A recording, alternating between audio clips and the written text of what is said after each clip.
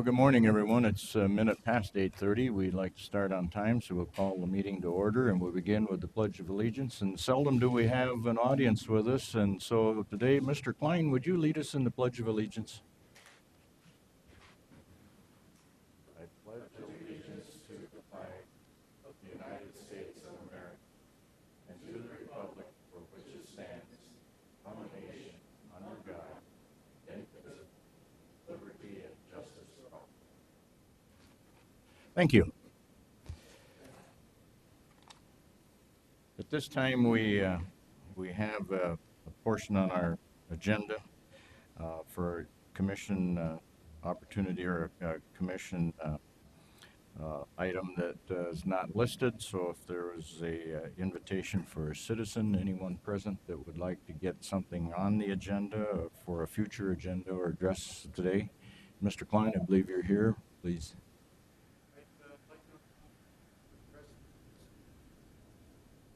Yes. Yes, we'll do that. We have an agenda item on here addressing that, Mr. Klein, and at that time, feel free to participate in the conversation. Okay. Anyone else, any citizens or anyone that would like to address the board on an issue or set a time to come forward? If not, number 4 is the approval of the agenda, and we do have one change on the agenda, and that I have to apologize, I don't remember the number. It's when we speak to the planning and zoning, and we designate, and it says designate a member, and it should be the alternate. Is that correct, Bob? Yes, sir, that'd be correct. Yeah. So we've got. Okay. Yeah. So it's point and alternate members, how it should read, and not a member. Are there any other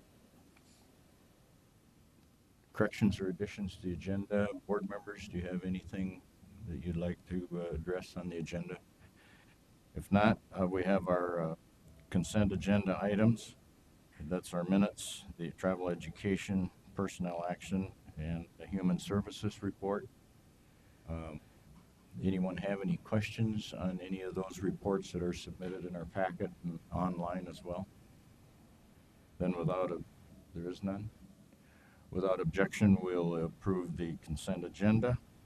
We'll move on to our routine business, which is the approval of claims. This time, the chair would entertain a motion. So moved. Moved by Falcon, second by Krogman. Are there any discussion on the claims? I know commissioners go through the claims quite well in their packets. Danny? Mr. Chairman, and I guess just so I know a little bit more, I see there was a claim in the highway for that road over there by Aurora for the CDI.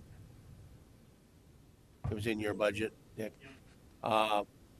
What did all that entail? I mean, it's still more extensive work to be done, but I guess because of the fact that, I mean, do we even know where we're at with that project as a board? And where do we all of a sudden say, okay, because we knew we needed to do certain things in order to get some costs. But is there anything more being done until we know where it's going? No. What that will should include is the end of the work encompassed with doing the survey over there. And so basically, they couldn't do that during the winter when there was snowfall and whatever. So it was just a finish up of everything, and until there is a more confirmed, position on that, that's all they'll do. Yeah, and I I know we entered into the agreement and had that understanding, but just wanted to make sure. I mean, we don't spend any more if things don't develop in that project. And I see there's $8,000. I think it's $8,000. Yeah, I think Like 3,700 or something like that, or 3,100. We find it here. It's there somewhere. That's under claims in. Yeah, no, You think you missed it. yeah, Should have been under highway. it's there.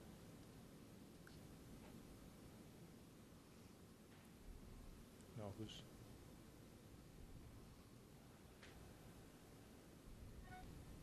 Well, that's fine. That's fine. I just saw it in there.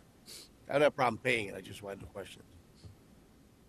You bring up a good point, Commissioner, and I did have a conversation. I was going to do it with my commissioner's report, but I did have a conversation with Mr. Andrews, Okay. and they are moving. They're apparently, it appeared to me through that conversation, they're moving forward. That things are. Okay. Any other questions on the claims, though? Good question. Hearing none, please call the roll. Wyseth? Aye. Krogman? Aye. Miller? Aye. Falcon? Aye. Larson? Aye. Motion carried. Item B is action to the automatic supplement to the elections budgets for the HAVA reimbursement in the amount of $1,065.30. Motion, please. Move to approve. Moved by Miller, second by Krogman. Discussion. Question. Stacy, did you have any comment to it prior to the vote? This is a HAVA reimbursement from our state held HAVA account out in here for we had to upgrade the very large signs that you see out in front of the vote center locations. Instead of saying ward or precinct, we had to have ones that said vote center. Okay. And it was HAVA reimbursable, so this is to just reimburse us for that expense for those signs. Okay. HAVA is the Help Americans Vote Act. That's the acronym. Okay. No further discussion. Call the roll. Krogman? Aye. Miller? Aye. Falcon? Aye. Wyseth? Aye. Larson? Aye. Motion carried. Item number C is our action to supplement the emergency management budget in the amount of $14,513 for pre-disaster mitigation plan reimbursement. So moved. Moved by Falcon, second by Wyseth. Discussion. Bob, did you want to clarify this in any way prior to the vote? Yes, sir. We had to pay for the pre-disaster mitigation plan up front, and then FEMA reimburses us a percentage of the money, and this is our reimbursement. Okay. Any questions? Hearing none, please call the roll. Miller? Aye. Falcon? Aye. Wyseth? Aye. Krogman? Aye. Larson? Aye. Motion carries. Our department head reports. Dick, we'll start with you this time. Or do you have a scheduled appointment? No. Okay. Dick, I'll start with you.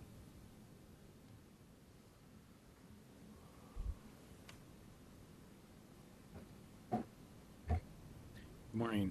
Morning. Right. Basically, we've started chip sealing our roads, which is a pretty large project, and things are going real well. We also do that cooperatively with Moody County. We finished Moody County already, and so hopefully by early next week we'll be done. The building project is moving along. They've got some of the framework up and a lot of the bracing, so they've pretty much told us that they'll be able to stay on site till the building is done. So that was kind of good news to hear that they were going to be able to finish and not be pulled away to another site. Then also, I'll start getting quotes and stuff together for that office area for Gary in our old truck shed, so that can get moving forward and not hold him up by the end of the year.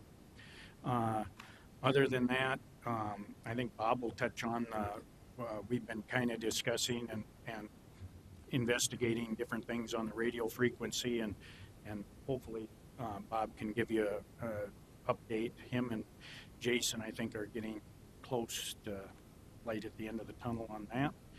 And other than that, unless you have any questions, I don't really have anything. We did our patching and stuff too before the seal coat, so we'll be going back to that when we get done. Dick, I guess I did go out and talk to Beta the other day. I and Brenda had a nice visit. Talked about the area and stuff around the Beta building there. Now, when the weed moves their office out there, they'll still occupy those sheds for their equipment? Or will they move some of that equipment into a different area? Almost all of their equipment will go into that new truck, Okay. into our old. What's your plan on the use of those sheds that they have there? Guess what we wanted to do is see how things evolve, and we would like to get everything possible enclosed, but on the other hand, if structurally they're deficient or whatever, it might be something where we might tear them down. But as of right now, I think we've got enough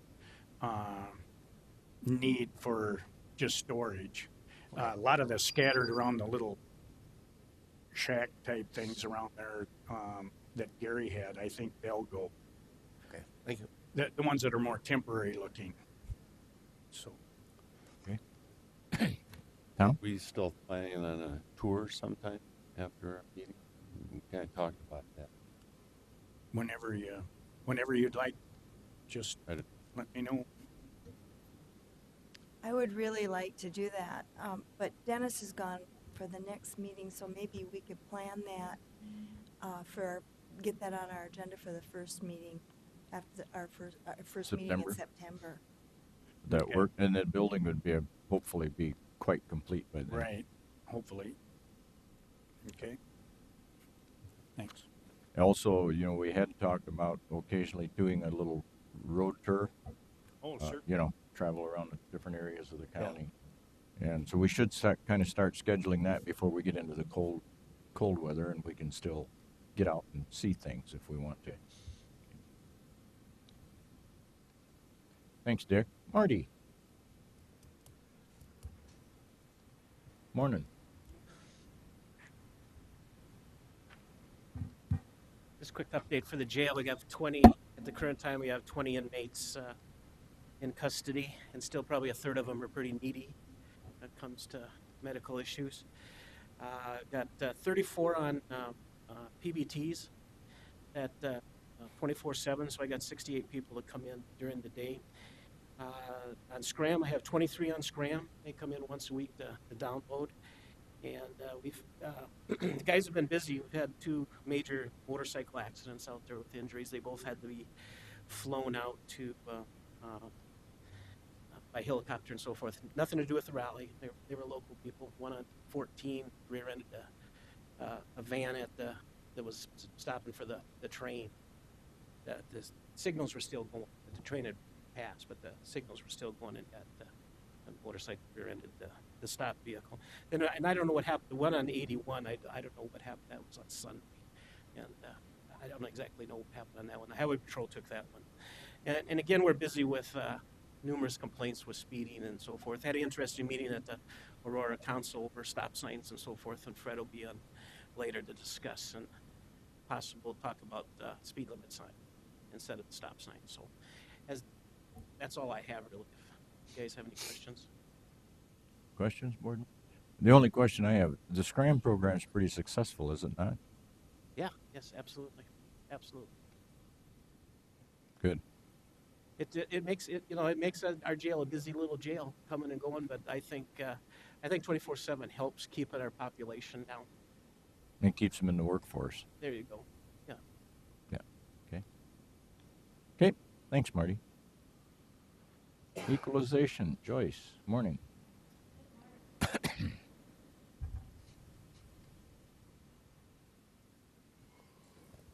Thought I better come up and make sure you still know I work here, because I haven't been here for a time, which is a good thing. But good morning.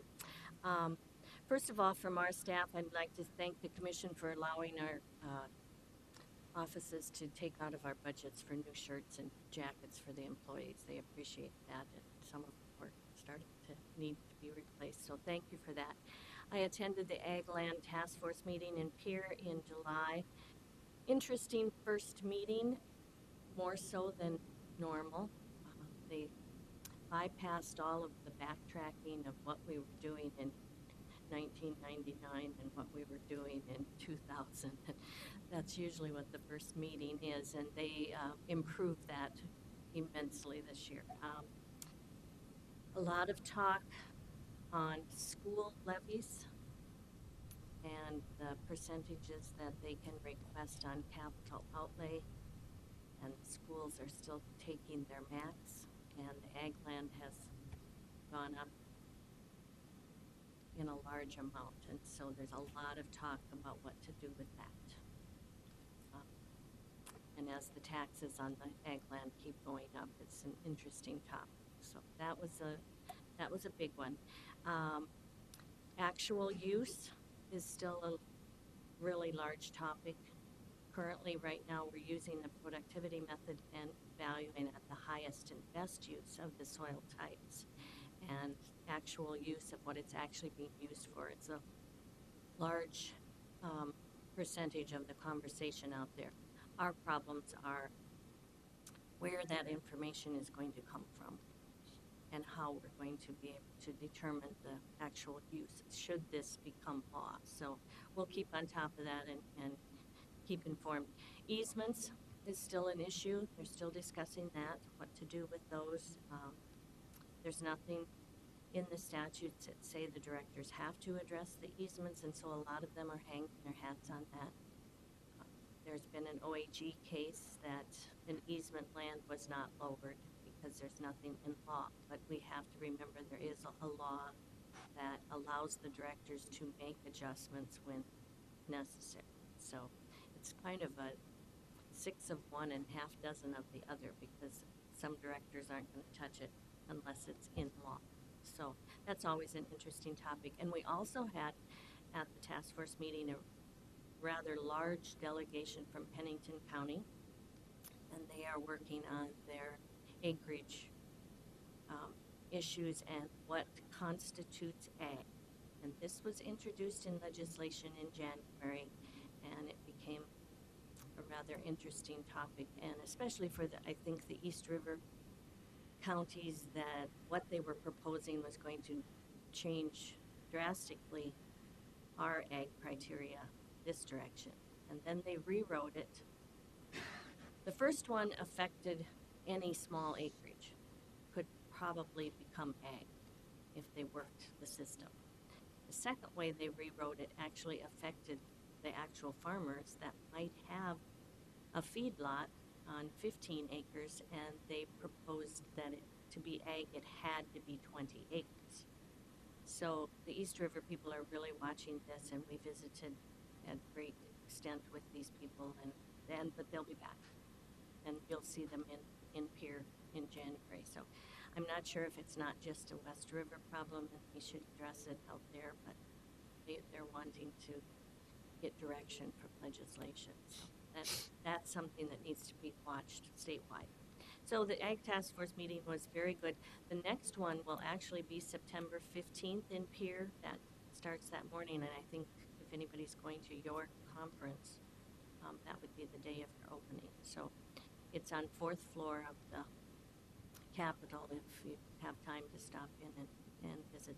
So I also attended the Schneider Users Group Conference in Ames, Iowa a couple weeks ago, and Schneider is our support system for our Beacon and our GIS, and I hadn't been there for a couple years, and so I like to touch base with the people down there. I've worked with them for almost 14 years now. So Beacon is going to be upgraded probably sometime this fall, this winter, early next year, and they'll be making some changes to that.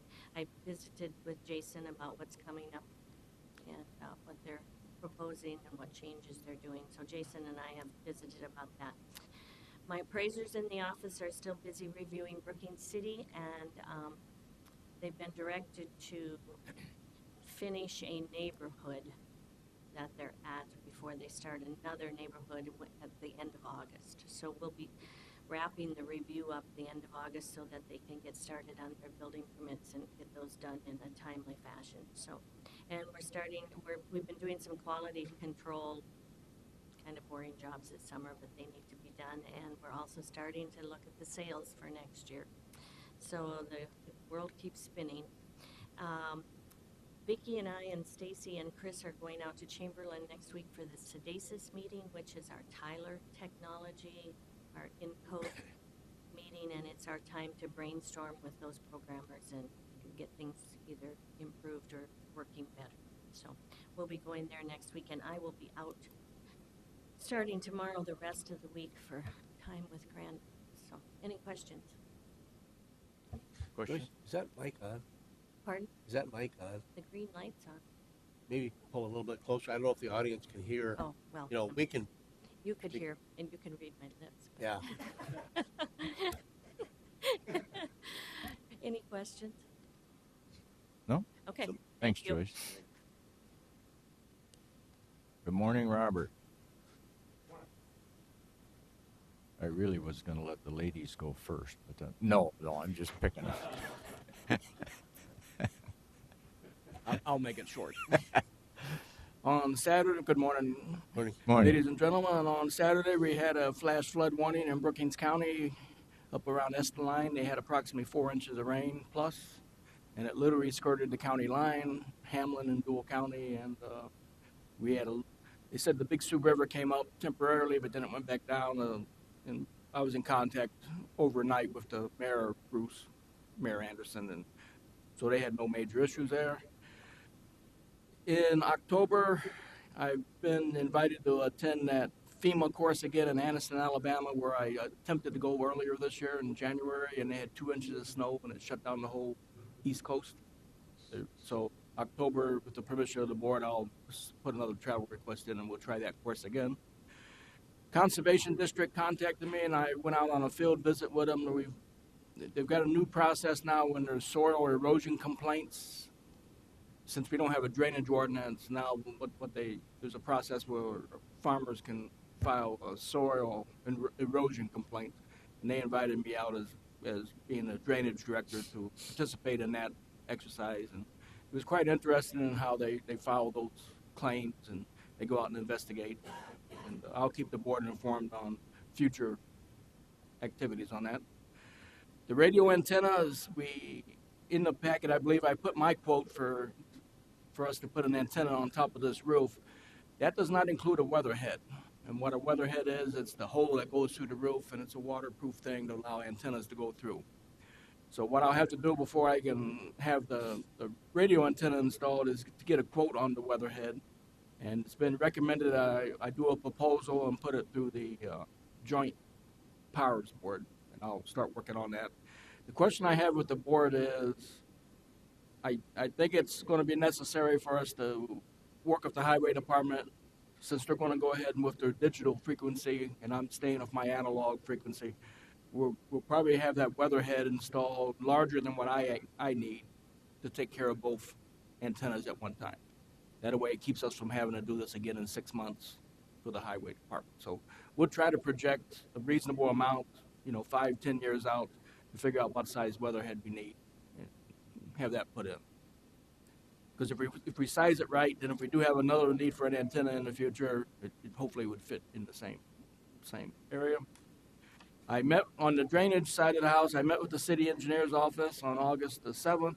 We discussed the drainage issues south of town, and I've also visited with Jay Gilbertson. I gave him a copy of that county plan from 1984, and I'm waiting for him to have a report sent back to me. And as soon as I get that report, I'll send it to the board on what his evaluation of the 1984 study is and what his needs are. We had a transportation plan meeting yesterday next door, and one thing that came out of that is, they asked the question, does the county plan on submitting a letter to the Department of Transportation reference the roundabouts?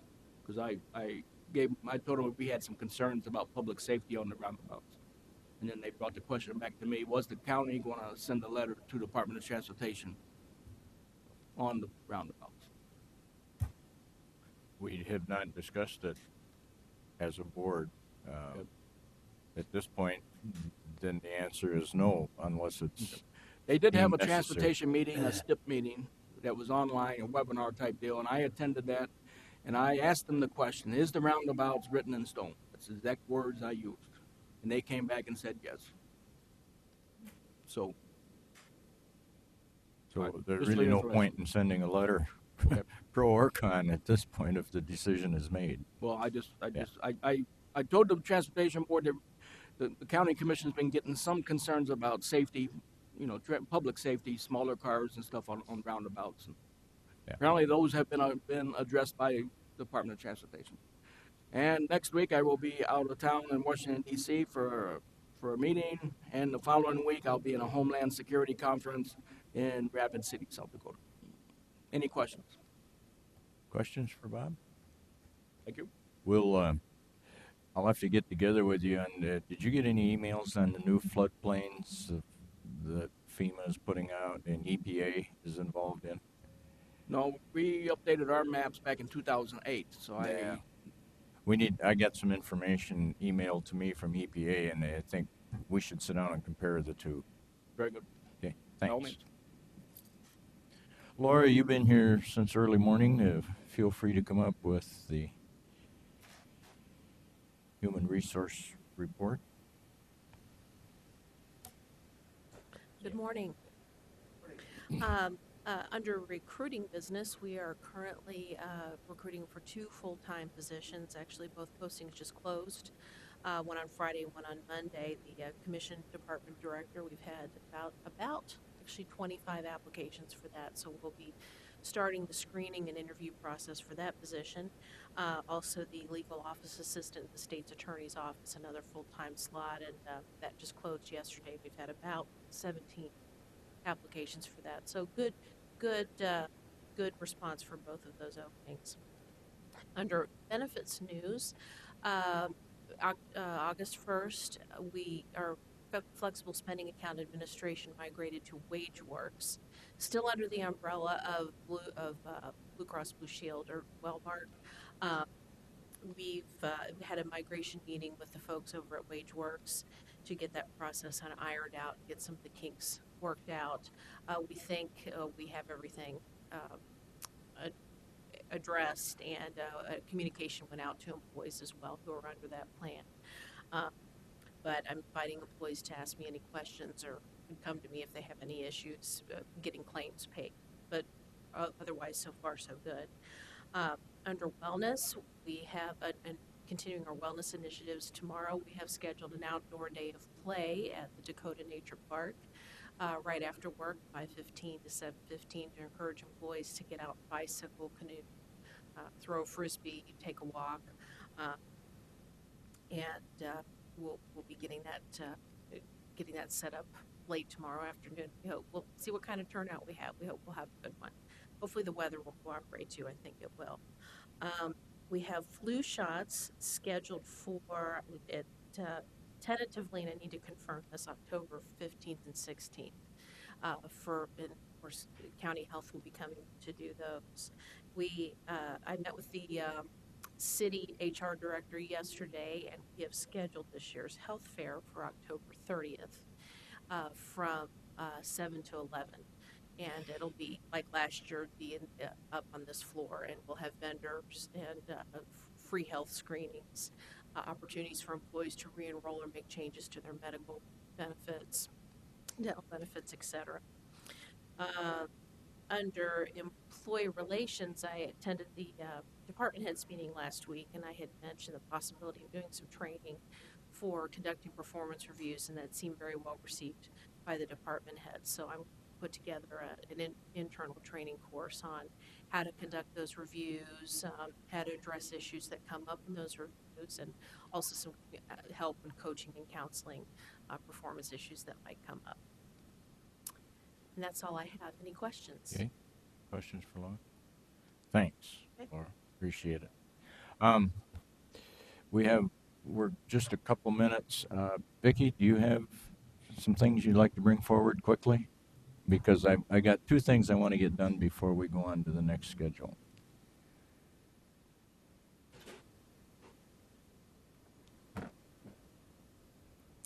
Just to give you an update, we have the auditors got done a week ago, and I think everything went well. You will get a report in September. Brenda will be back. They were here a total of about 7 weeks, and it was good information. They always have good information on how we can improve things, and we've met with a few department heads with different changes they suggested, nothing that we were really doing wrong, but just something that we could do better. So we have done that, so that is good.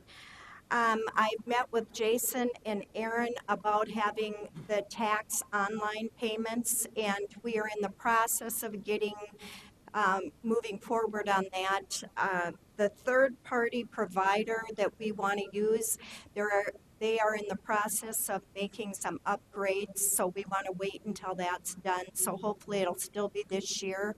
But the good news is it really won't cost us anything. We would go through our Beacon website and the third-party provider, there may be just a little charge there, but it looks like there won't be any big amount of charge. So that's the good news. And we did have a resignation in our office. You probably saw the personnel action notice. And I'm working with Laura. I did talk to Tom too. We will probably have a request to fill vacancy at the next meeting, but we are looking at maybe making a few changes. So just to kind of give you a heads up on that. And that's really all I have. Thanks, Vicki. Any questions for her? Thank you. Thanks. Good to hear that the auditors looked upon us favorably. We have one item that is quite routine and we'll move rather quickly. It's an action to approve our resolution 14-32, and this is appointing a new victim witness assistant in the state's attorney's office. For discussion, I'll take a motion, and then if Clyde or anyone has any comments, they can do so. So moved. Moved by Krogman. Second. That was a tie. I'll go with Denny this time. Okay, discussion among board members. I think we've talked about it prior. Clyde, did you have any official comments you wanted to make regarding this?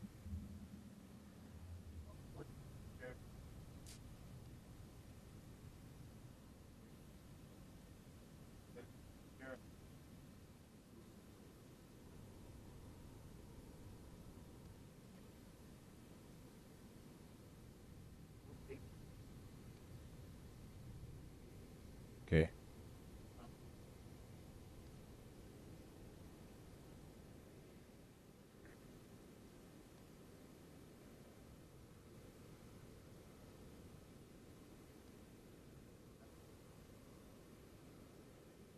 Yep, that's what we have before us.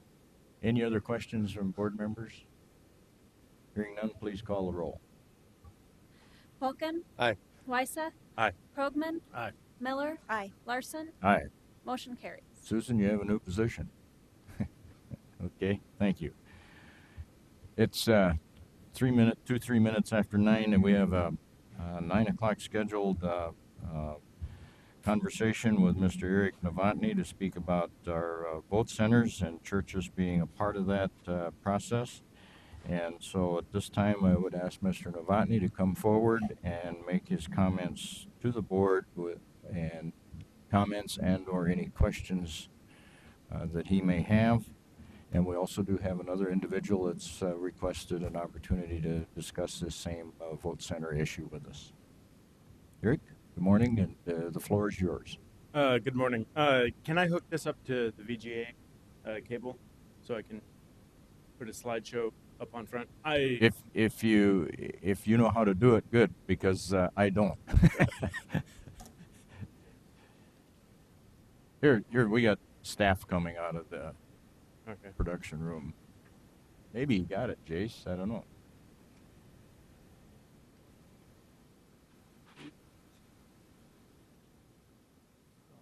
I wouldn't know how to switch feeds.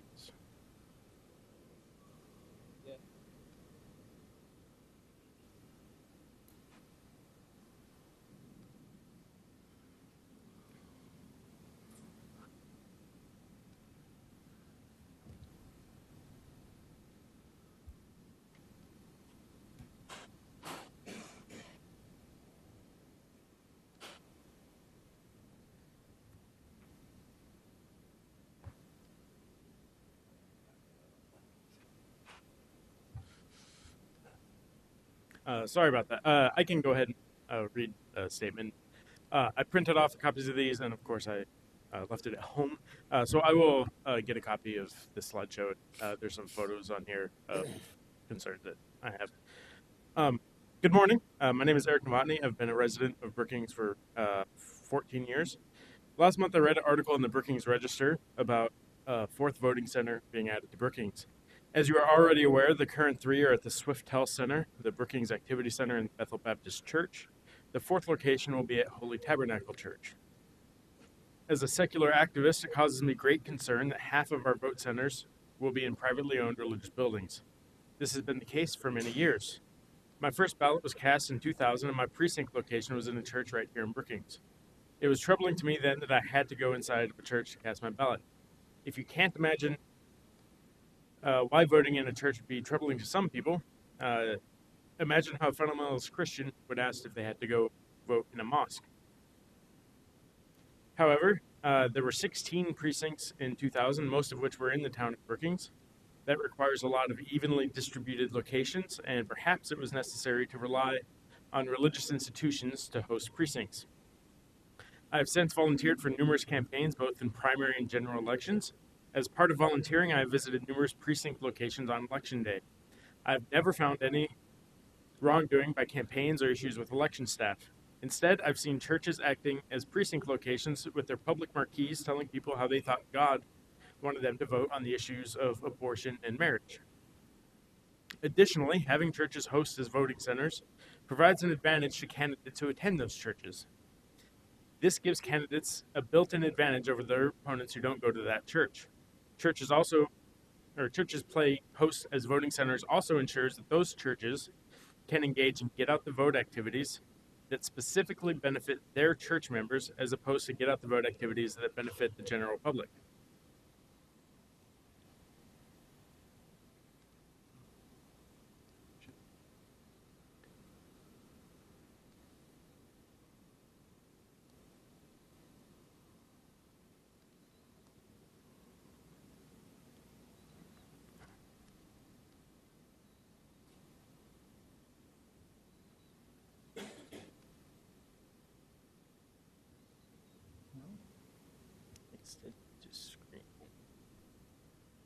Hey, there we go.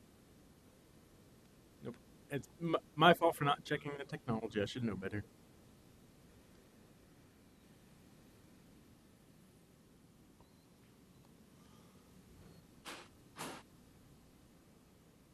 Okay. It's on the screen now. And I apologize for not checking the technology beforehand.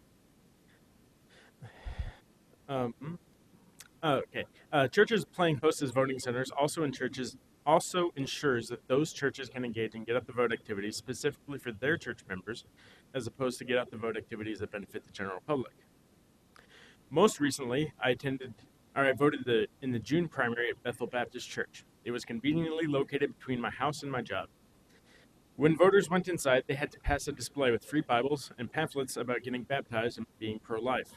This shows churches don't volunteer their facilities to selflessly fulfill their civic duty, but to get converts as well. Churches in Brookings have engaged in electioneering. Even if it skirts right up to the limits of the law, it puts a thumb on the scales. With a move from precincts to vote centers and the decreased number of locations required, it is no longer necessary to vote in churches. I grew up in Texas. Going to school, I knew that once or twice a year, our cafeteria or auditorium would be turned into an election center.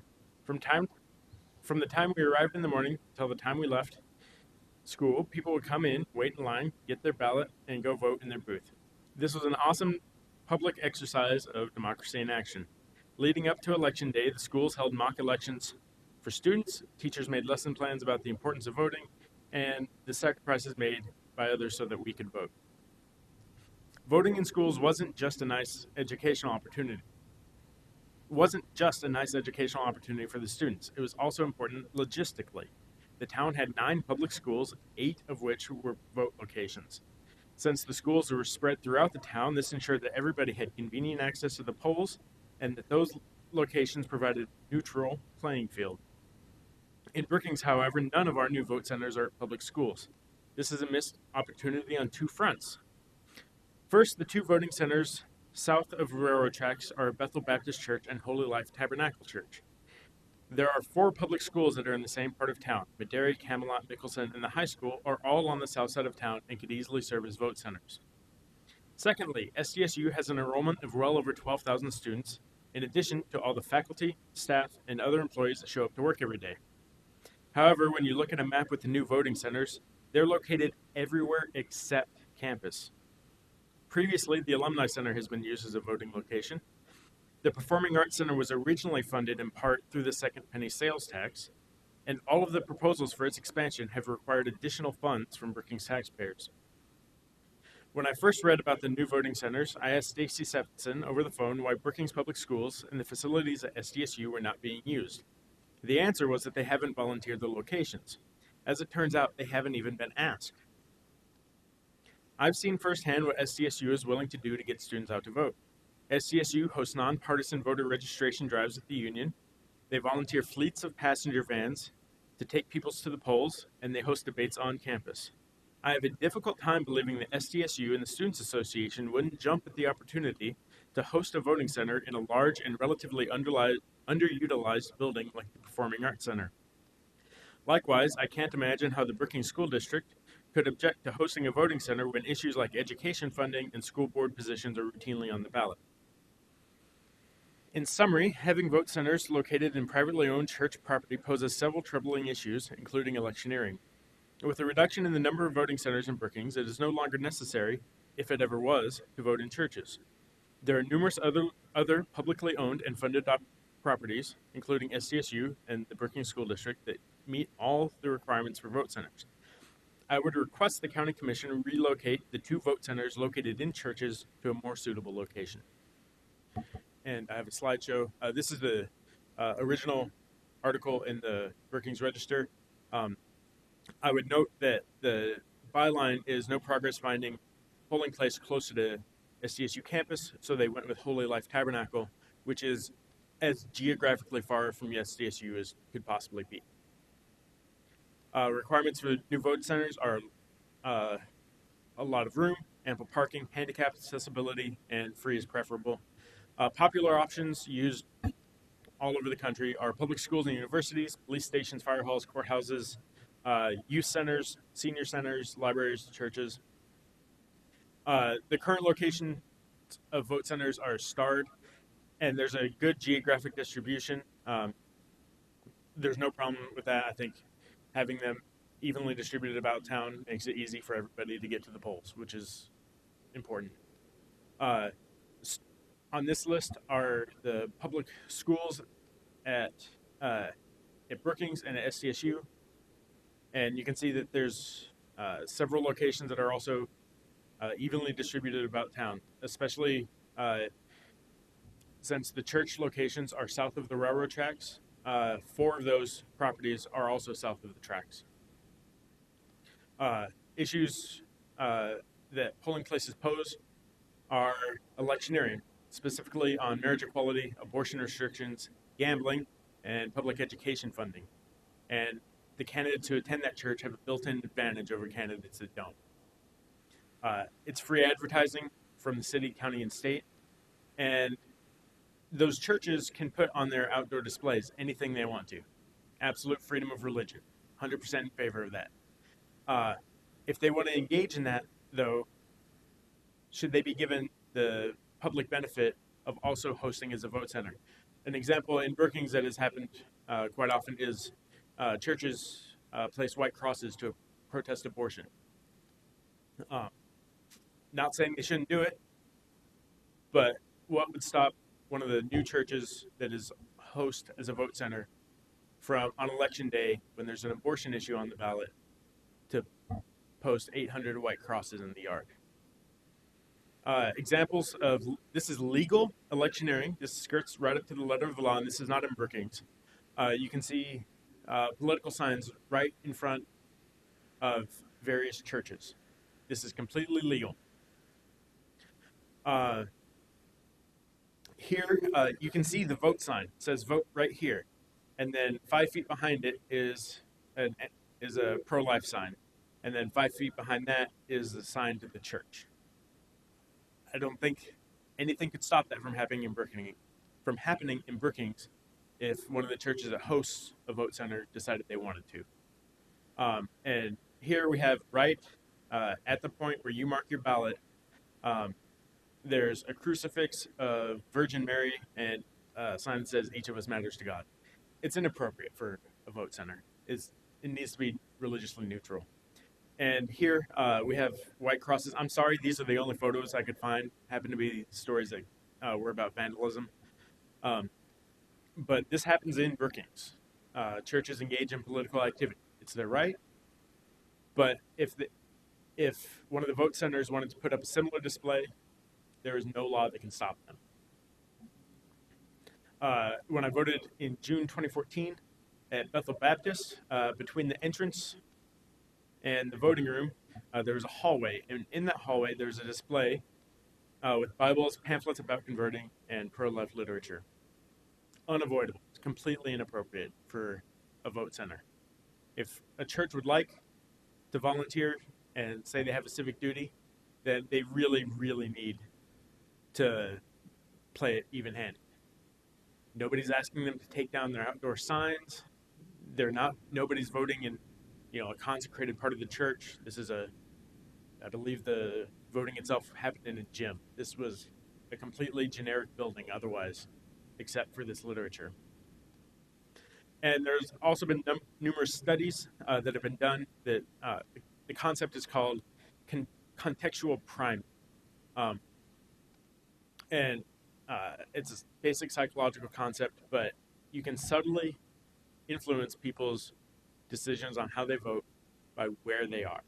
This also happens in advertising. I can get you to eat my hamburgers or buy my widgets if I prime you enough times. Then when you think of this item, you're going to think of my product. The same thing can happen with voting in churches.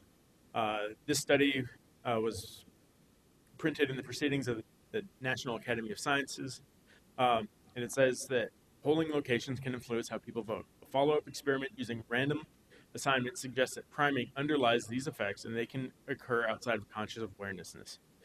So when people go in to vote and they did the statistical analysis, that affected the outcome of the election by 3 points, which this is South Dakota. 3 points isn't going to win a Senate race, but it could win a school board race, it could win a county commission race. There's another study called Deus Ex Machina, the influence of polling place on voting behavior. This was specifically about a conservative candidate who was racing and a same-sex marriage ban, and it showed that controlling for everything else, people who voted in the churches voted more conservatively. Everything else is controlled. And this is all subconscious. People don't make a conscious aware decision, but it's statistically shown to happen. And finally, this is about religiosity and prejudice revisited, in-group favoritism and out-group derogation in both. And this shows that when people go into a church, this study was specifically conducted outside of churches, and when people are asked to study, and in the background is a clear religious institution, you can prime their language and then ask them what they think about in-groups or out-groups. So what do you think about your fellow Christians? What do you think about non-believers? What do you think about Republicans or Democrats or Muslims? And you're able to show that when people are in front of a religious institution versus a secular institution like a shopping mall or a courthouse, that has an effect on how people feel about outsiders and insiders. So when an issue like abortion or gay marriage or this candidate or that candidate, it has an effect.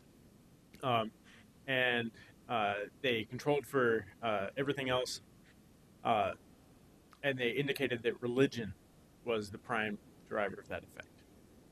So I would just request that I've been told that it's too late to make a change for this election cycle, but I would request that in the future the 2 voting centers be moved to a more appropriate, secular, publicly owned property, one that we all pay for. Mr. Chair, you realize, of course, that not one voter has to vote in that church, in any church. They can vote in the other 2 locations. Yes, I am aware that it is not a requirement. However, I still don't feel that it's appropriate for when someone goes into a church, to have to pass a table full of pro-life literature. Or if a church wanted to have a marquee display for a month saying, God wants you to vote this way, and on the first Tuesday of November, that marquee gets taken down, and it says, come vote here. I think that places a very heavy thumb on the system of people who drive by that church every day. I think a more appropriate location would be a public school where that's not allowed to happen. And if a church wanted to do that, you couldn't stop. Our schools in this day and age have locked doors. Okay, provide security. They're in, well, yeah, for the children.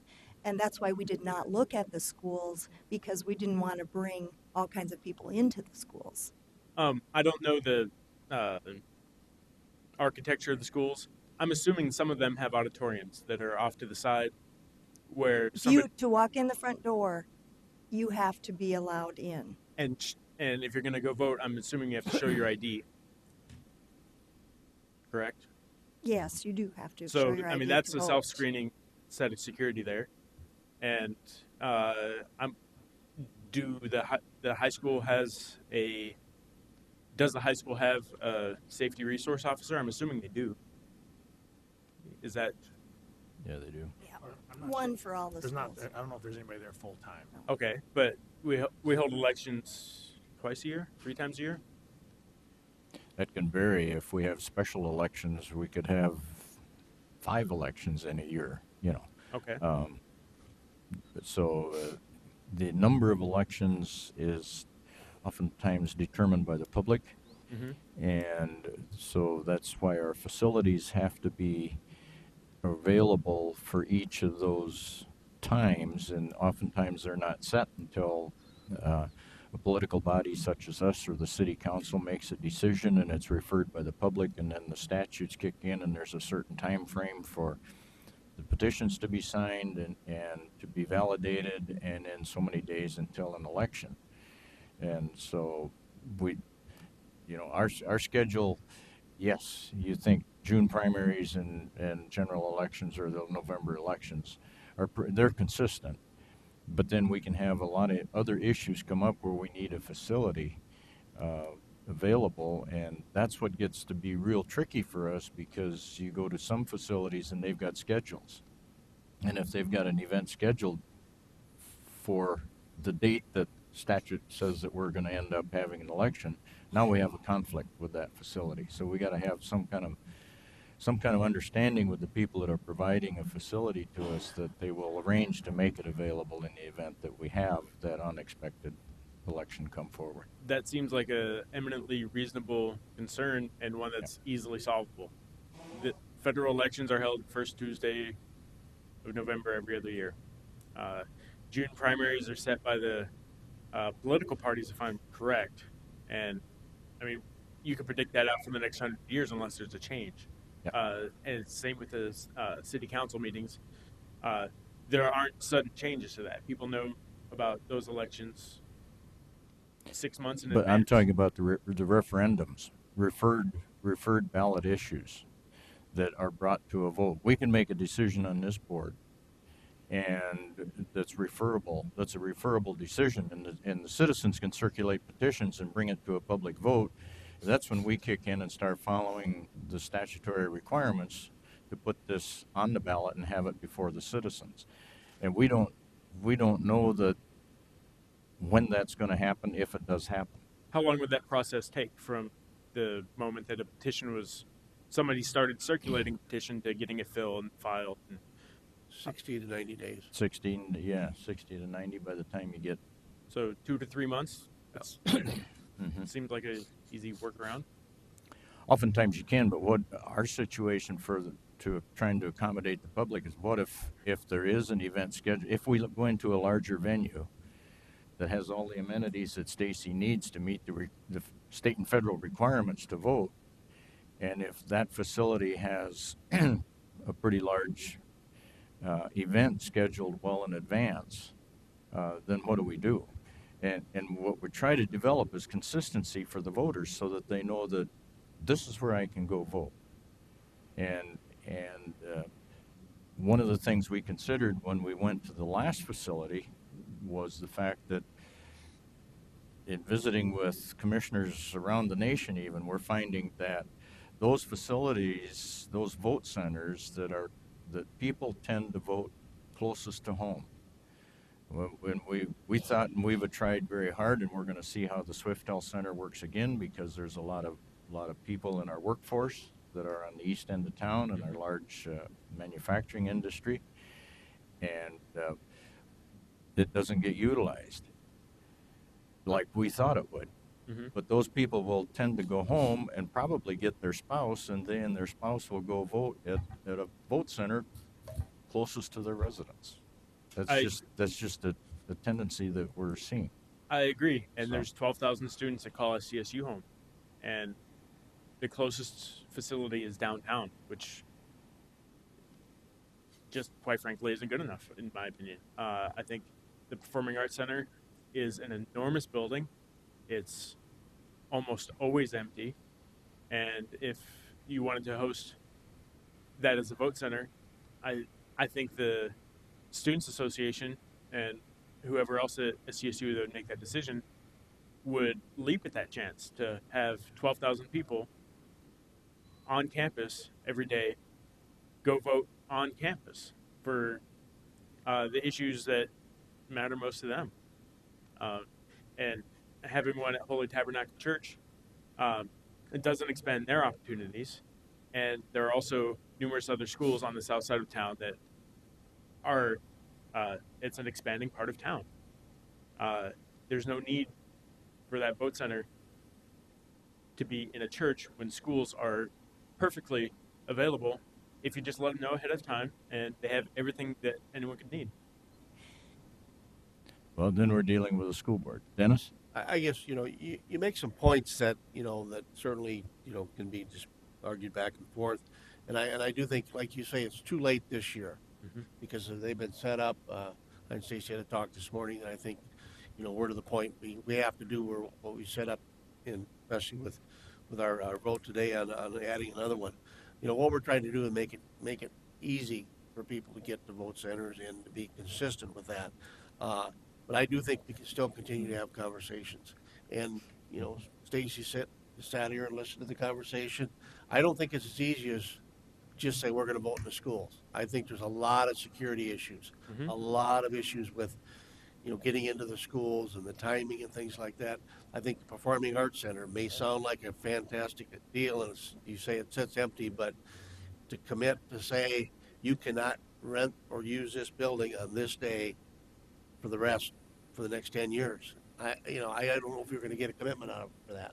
And I think those are conversations we can have as we have discussions. We've all had discussions about getting something further on the north side for students. And so totally agree with some of your comments, and I think it's something we need to look at. We're not going to resolve it today. But sure, take your thoughts, and I think we can continue to look at different options. But we don't want to jump around. This year we have it here. Next year we have it over here. I agree. Consistency is be key. consistent. I don't think I voted in the same spot 3 times in a row. I think there's always been a change, maybe not year to year, but certainly over the course of a 4-year election cycle, and that would certainly help. And what some of your argument, well, the people that go to that church would vote for that candidate if he's a member of that church. That is true, but the same thing is if you have a church located in your neighborhood where you live, you have that advantage too. I mean, I think there's going to be arguments for every time you pick a place why it benefits one candidate more than the other. I mean, I think you can argue that or come up with those issues, but that's not for today. I just think we need to continue to talk about this, continue to look at this, and we don't have another general election for 2 years. We've got plenty of time.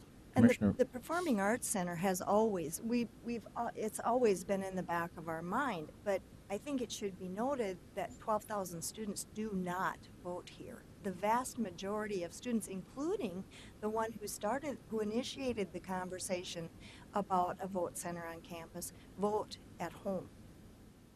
I agree. Or absentee. So the 12,000 voting students is not really applicable. However, we have looked at the PAC Center, and it is still on our radar, but not for this year. I agree. All 12,000 students don't vote, period. And I don't know what the percentage is that vote absentee versus vote from their home district versus vote because they live in Brookings 9 months a year if they consider Brookings their home district. I don't know what those numbers are, but I know that SCSU has had enormous voter registration drives. I've driven buses full of students, nonpartisan, that SCSU has volunteered, and I think that they would enjoy that opportunity. Okay, quickly, Mr. Weiss, that's got a question or a comment, and then Well, thank you, Eric. And I then appreciate your presentation. I learned quite a bit thinking about it because I'm a supporter of separation of church and state, and church has never bothered me to vote. I've voted church since my entire life, but that's from my perspective because I research the ballot beforehand. I go in there and I'm going in there to vote. It's just the bricks and whatever. And if it was a synagogue or mosque, it wouldn't have bothered me either because I'm curious. I've never been in either one. But you brought up some valid points, and I appreciate your presentation. Something to think about, and I got something to think about over in the future. So, thank you. I appreciate your time. Thank you Mr. very Klein, much. you had a few comments you'd like to bring up? Sure, that's fine. Fred will be to you shortly. Okay, thank you. I think I can do this in a few minutes. Sure. I recognize the complexity of this issue, particularly with Eric's presentation.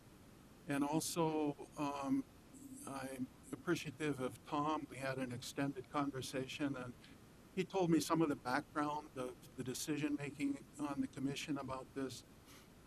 Also thank Stacy because she was quick in responding to questions that I had. My primary concern is the request for a place closer to the student body at SDSU. And I understand that some people would like to continue with the Swiftel possibility, at least for another year, to see if that gradually increases the number of voters there. That certainly makes sense in terms of all that traffic, but I think when I've been caught in that traffic, both going to work and coming back, people are in a hurry. I sometimes worry if I'm a little too slow for them. So I don't know whether that's going to progress, but I hope that if it doesn't, after another year's trial, that you'll really move towards something like the Performing Arts Center, something really closer to campus. I don't have a problem with churches serving as vote centers. I do appreciate Eric's argument in terms of them trying to influence people in some way as they go into a church. In fact, I was going to suggest that one possibility to look into closer to campus was a University Lutheran Center. I've had a conversation with the pastor there, and he would be perfectly open to exploring that possibility. And I think that it takes care of the other kind of criteria that you have, as well as being right really on the edge of campus. I still do some teaching part-time, and one of the things that concerns me about the students that I see is cynicism about the political process. I think maybe all of us are fairly cynical about the political process on the federal level. But it seems to me that on the local level, in terms of communities like Brookings and counties, that there are opportunities, and that hopefully young people won't be cynical about the opportunity to participate in local governance and local citizenship. And so because there's been an invitation from students to have something closer to campus, my hope would be that somehow that could be fulfilled. Anything that we can do, it seems to me, in terms of younger people, in terms of encouraging citizenship and encouraging voting, is really important to do. And I would say that if the county commission does that, that it's on an agreement with the student association that they do some things in return. For instance, advertise whenever there's an election, whatever it might be on, even a referred election, to make sure that students know exactly what is being voted on. and to encourage participation that way, to encourage participation in terms of registration. So I see this as an opportunity, not a burden. And I sensed, and I don't know how often newspaper reports are always accurate, but I sensed that there was a sense in the commission that this was a burdensome thing. And I hope it wouldn't be that it would be an opportunity to really begin to serve the young people that are part of this community. Thank you. Thank you, Carl. Anybody have a question for Carl? We appreciate your comments, and we have seriously looked at the opportunities closer to campus, and we will, like Mr. Falcon said earlier, continue to strive to make it more convenient and encourage voter attendance. So, Connie Irwin was also here to just mention that the Newman Center also was open to exploration as a vote center, and it's right there on that same corner. okay, Connie will enter it into our notes that the Newman Center is open to discussion. Okay, any other comments? I want to thank you all. This is what local government, it's what all government, but particularly local government about, is civil dialogue about the issues that we're working on. And I want to thank all of you for being here today, because so seldom do we have citizens come and visit with us about things they observe and see and requests that they may have. So thank you all. At this time, we're going to move on to our 9 o'clock or our 9:30. Mayor Fred Weeks is here to speak about adding a speed limit sign south of the city of Aurora. And Marty, did you want to come up with Fred? Did the two of you have something to talk about together, or however you guys choose to do it? I know you've been communicating. Okay. Go ahead, Fred. Okay, Marty was there last meeting, then we talked stop sign, and going through the town now, coming from north going through, that slowed down. I know you guys said the stop sign didn't help, but traffic has slowed down. Okay. Now our problem is coming in the other way. It goes from a 55 down to a 25. And I drove it maybe 5 times this weekend. You know, let off my cruiser when when it says the sign says 25. You know, I'm still going 35 when I hit 25. What we'd like to have you do is, I'm going to call it the Liferman Bridge, about a mile down the road. Reduce that to 45. And then they'll come up on 25.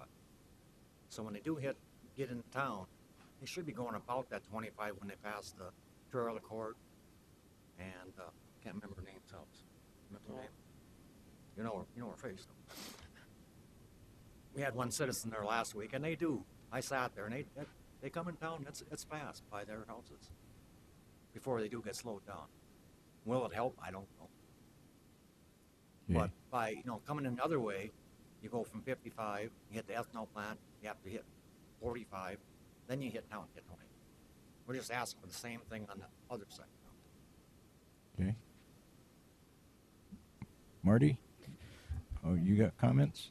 Well, if you want to comment, as I was at the council meeting, they beat me up pretty good at the council meeting. I didn't know you were fine, Fred. And there was a couple citizens there that was pretty concerned about the traffic. And I do agree that it's probably from 55 to 25. I'm not sure how far back we should go. If you reduce the speed too far back and there's nothing there, it has a tendency not to be. They don't reduce their speed either. So I don't. Is that really a mile out? Somewhere in there, 3/4.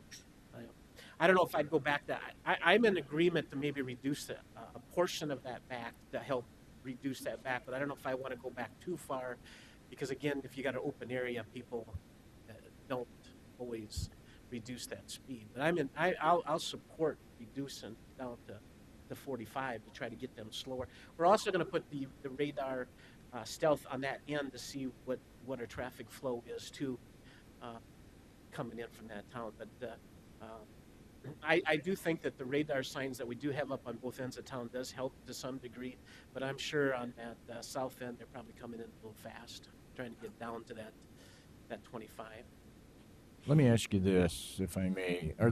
How expensive are those, were the little radar signs like they got by Volga? I forget. I've been to a couple other towns lately. They got them. They're the solar energized. Right. They're We about, have to.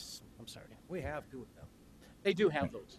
Yeah. We did. We got them with highway safety money, but the highway safety does no longer support those projects. They're about $6,000 Really? a piece. Okay.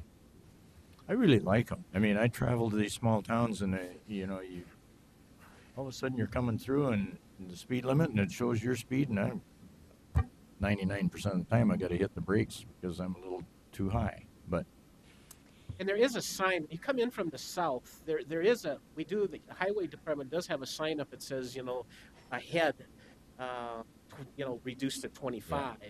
That's out a little ways. But again, I don't know if I'd want to go.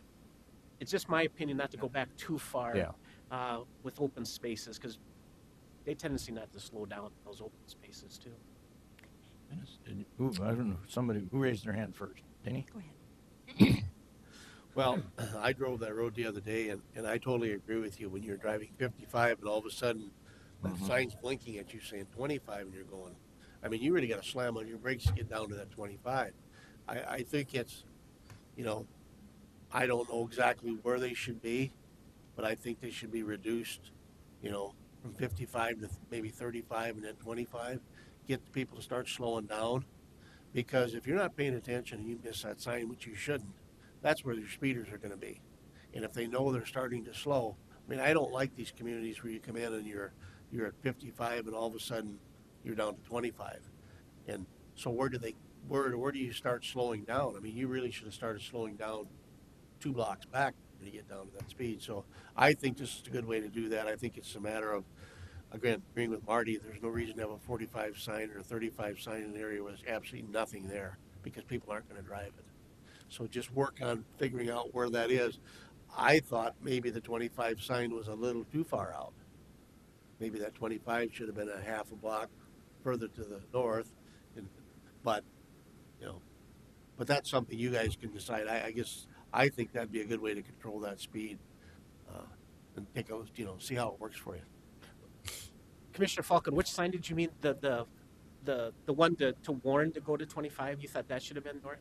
No, I just really thought the 25 speed limit sign started a little early, quite a ways out.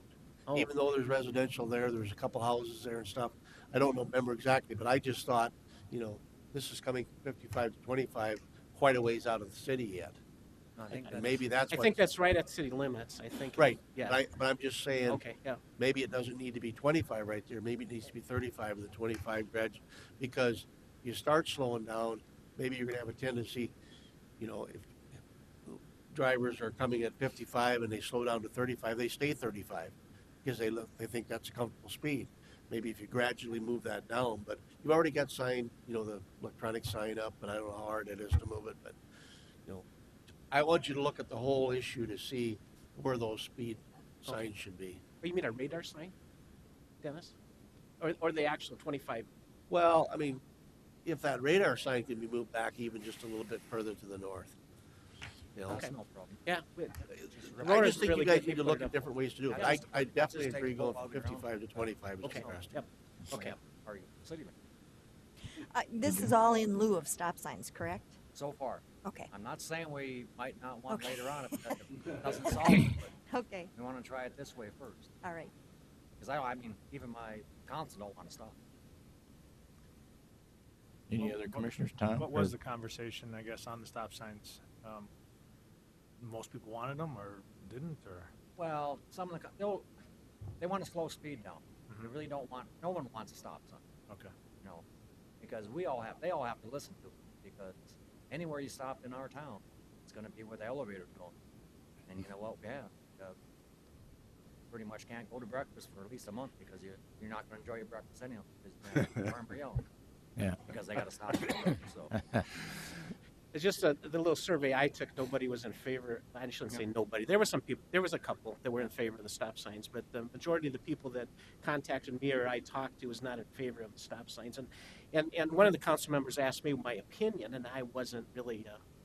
I said I would support the council on what they thought was the safest for their community, but I was not in favor of the stop signs per se. And that was kind of the general feeling of the council. Well, that was the reason for the temporary ordinance I put up that I wasn't supposed to, because no one really wanted it for me. Tried something to see if it. No, I think this would be a good, it seems like he's got it kind of figured out in the north. It's getting it down there a little bit, and obviously the survey showed almost 80%, compliance off of that. But maybe the south is the issue, and I think a speed limit sign is the way to do it rather than a stop sign. So I still would be against putting a stop sign there, even permanently. I'd be against that. I'd rather use speed limit signs and stuff too. And I agree with the commissioner on there that those flashing ones really, I think work, and they work for me. I like that kind of stuff too. But I do understand coming from 55 to 25 is not really getting you down quick enough to where you're all of a sudden you're hitting residential going 35, 40 and give them a little place to stop and slow down, especially the larger vehicles, the trucks and stuff too. It's not easy to slow down semis full of grain. So that they maybe need to start a little sooner than we get into city limits. So I like the idea. Any other comments?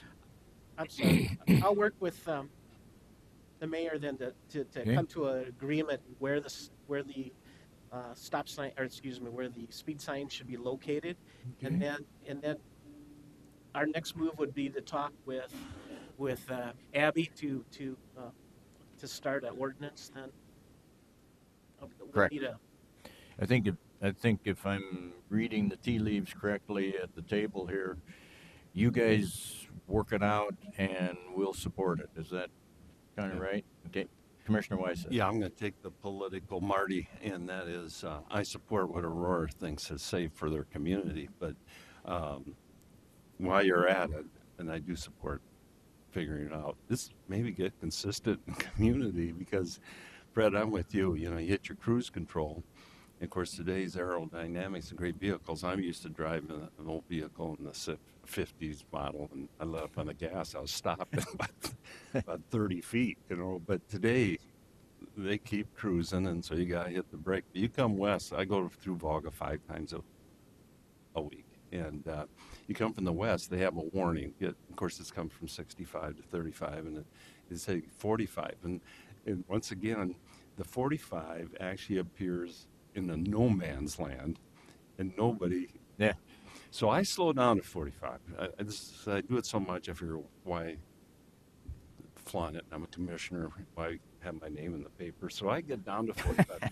I almost get rear-ended, but at least there's a warning to get to 45. You come from the east, it does bring you down to 50, and then there's a sign right at past the corner where Valley Restaurant is. Then there's still a sign that says 50, but I can see a sign that says 35.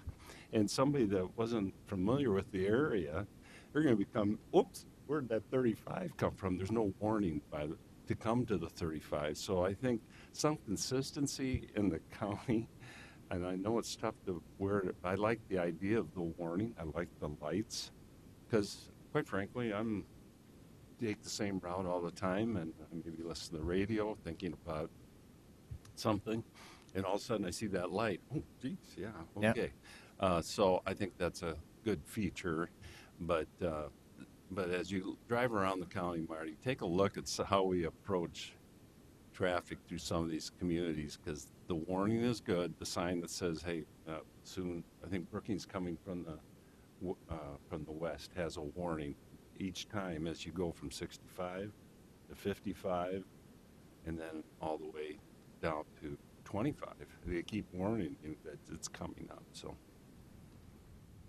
the other thing I encourage is there's got to be guidelines at the city and state level of distances from reducing speeds. I know through Volga and through some other, those are state regulated signs. Through Brookings are state regulated signs. But, there's got to be some criteria, material there that tells you how far apart these signs should be. And just check into that. Okay. I'm glad to see you guys are making progress and figure it out, bring it to us, and or first get our resolution put together, and then we'll act on it. Okay, thank you. Okay? Thank you. Thanks, fellas. Appreciate it. We do have a scheduled agenda item, and that's at 10:15 with Representative Hawley talking about the watershed. So, if it's all right with the board, we'll move on to regular business and kind of take care of as much of that as we can. Under item number 8, our regular business is the first reading of ordinance 2014-02, an ordinance providing for the adoption of the 2015 International Building Code and the 15 International Residential Codes. And that's So what the moved. first. So moved. Right, yeah. Thank you. Second. It's first reading. We don't take any Oh, action. sorry. We don't take action, Tom. I We're couldn't just wait to do it. basically this. Bob had me so pumped up. We don't have to have a motion first reading, do we, Abby? No, I'm it's sorry. just a Bob note. had me so pumped up at the last planning and zoning, I was ready to jump. Okay. No, we were just. This is just our first.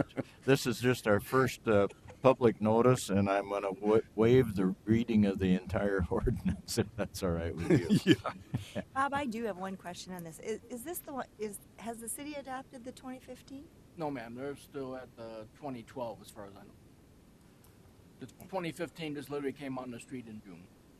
So the question, in the 3-mile jurisdiction area, how would that work? If it's agricultural in the 3 mile, they go by our 2015. If it's business or any of the residential, then they would go by 2012. Gotcha. Thank you. You're welcome. I think you brought up an excellent point that needs to be worked on. And are we visiting with Mr. Struck, right? Are we visiting with him to get our ordinances more in tune with the city as far as that drainage and all that? Yes, we're waiting for the first district to get done with that comprehensive plan, and then we'll approach the city with the changes. Okay. Any other questions regarding that? Okay, well, that concludes the first reading of 2014-02. Item number B is action to appoint the alternate member to the Planning and Zoning Board. You've got the application in your packet. Chair would entertain a motion for that. So moved. Moved by Krogman, second by Miller. Discussion? Hearing none, please call the roll. Bob, you didn't have any comment, did you? I mean, No, he was the only applicant, and there was some confusion after the last commission assistant departed. Exactly, is the position still open? You know, we requested 2.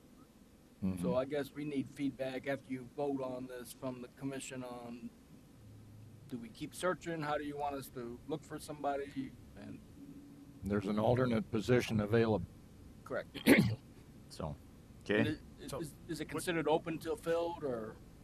Are you asking us that how you want Yes, to handle yes, that? sir. So right now, we were looking for 2, correct? Right. And Yes, now sir. we have 1 filled, Yes, sir.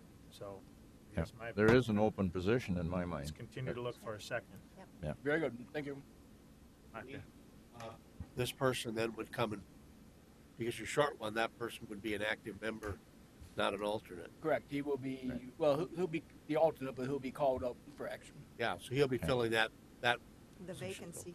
Let me ask you this: Do you require that if nobody is gone and the board is full, everybody shows up? Do you require that alternate also to go to the meeting? No. Okay. Good. Okay. Call the roll. Wyseth? Aye. Krogman? Aye. Miller? Aye. Falcon? Aye. Larson? Aye.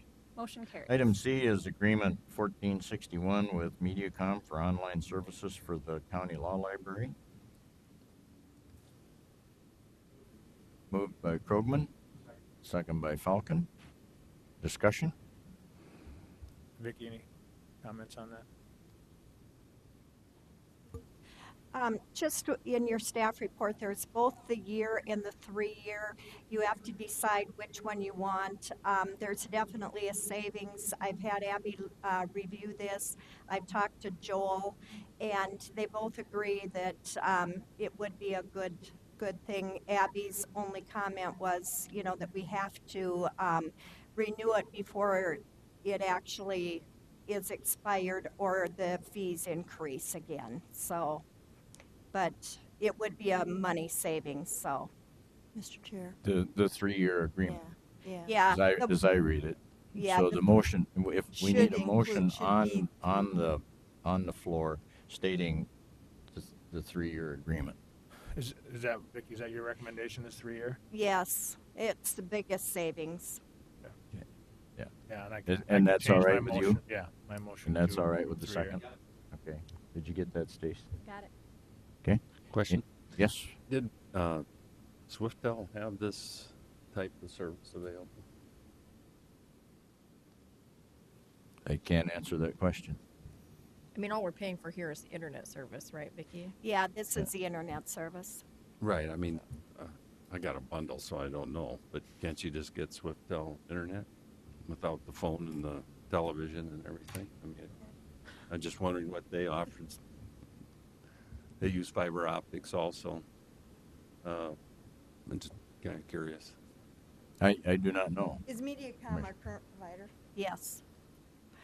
And when we found out we could get it cheaper, they were already our provider, and this is just cheaper than what we were getting, so this is why it came to the table.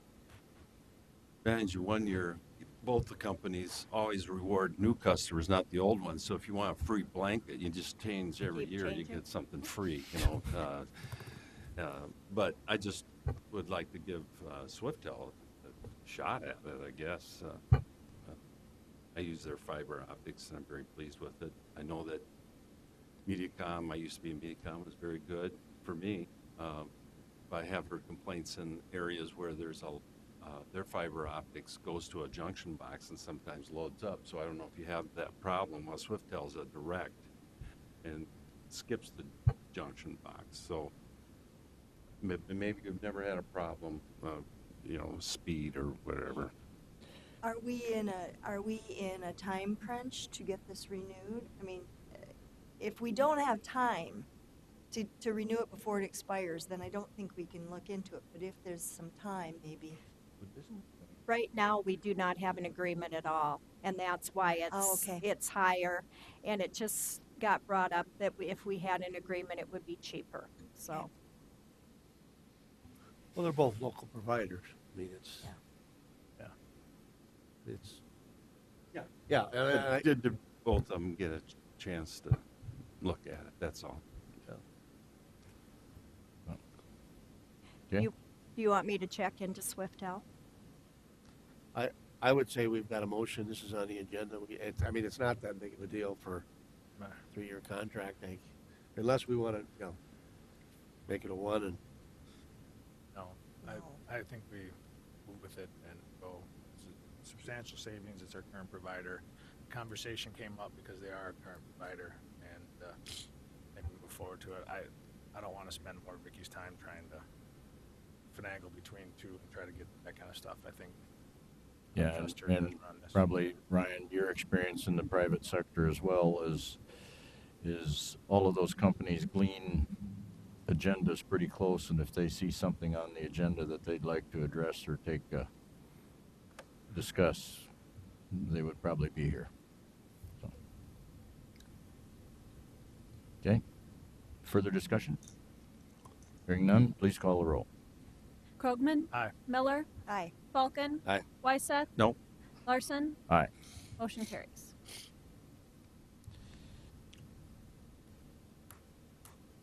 Next item is D, action on agreement 1462. This is an amendment agreement to our agreement 1433, correcting the location of the project, and this is just simply getting the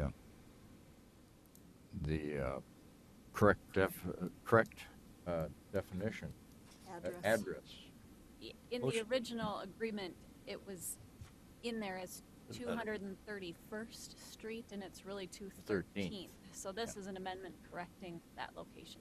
Motion to approve. Second. Moved by Falcon, second by Miller. Discussion. Call the roll.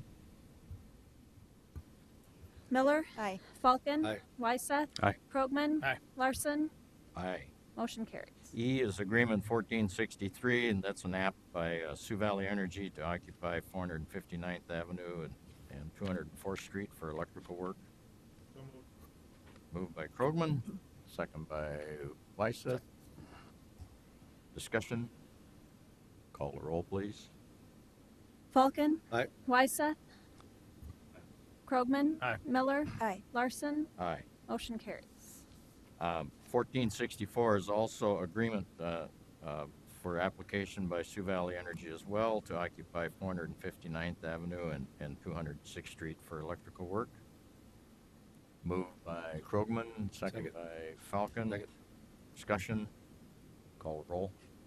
Wyseth. Aye. Krogman. Aye. Miller. Aye. Falcon. Aye. Larson. Aye. Motion carries. Item G is the agreement number 1465, and this approves the amendment to the loan agreement between County of Brookings and the United Retirement Center and Home Federal Bank, dated July 15th, and we've got the information on it in the packet.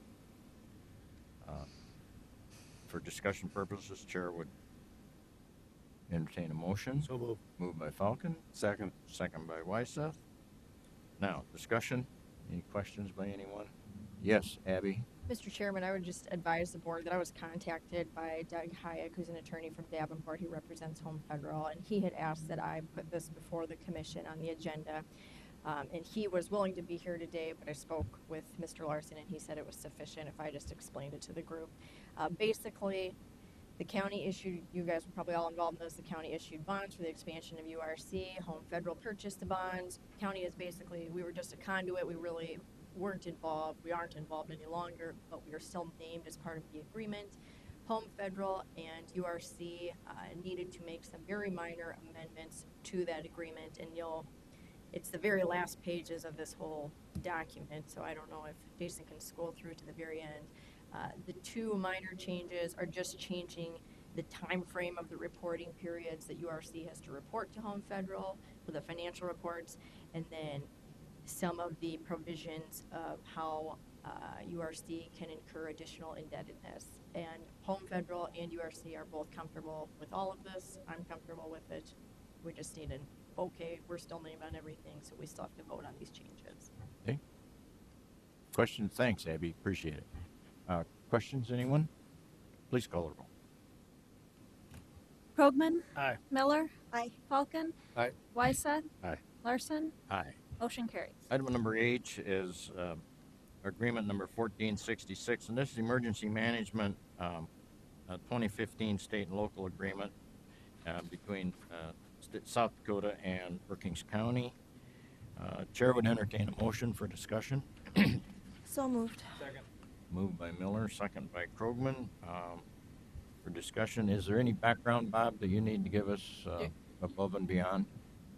Well, this year, for 2015, the Office of Emergency Management and Peer requested that we give them 4 additional subjects to monitor and show progress in. And in the agreement, I added things such as set up a standard operating procedure for our local warning sirens, and I put in that we're going to use Facebook to put out our weather reports and stuff like that. Stuff that we've already started and I felt we could easily document.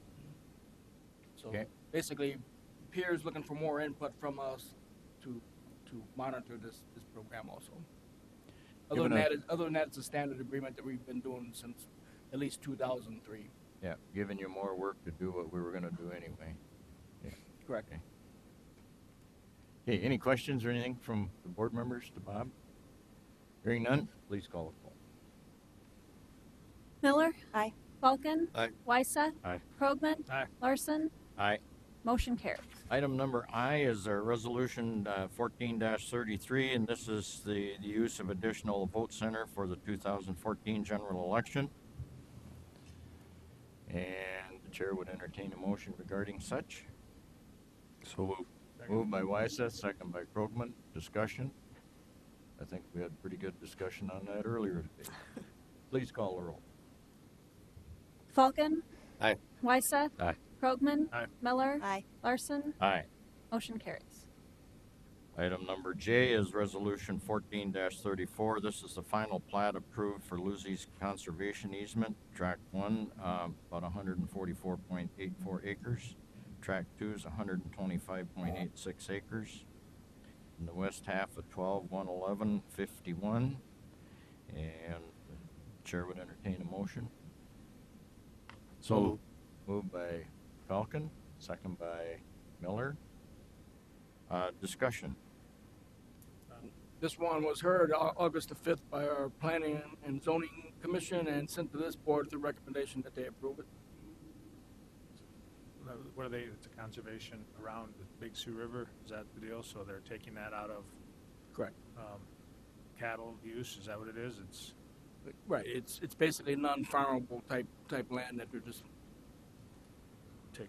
Okay. What type of easement is? I mean, there's different. Tom, do you know what? I think it's a WRP, but WRP? I think, but Okay. I better. There's, All right. there's a couple of them that are buffer ones along the Sioux River.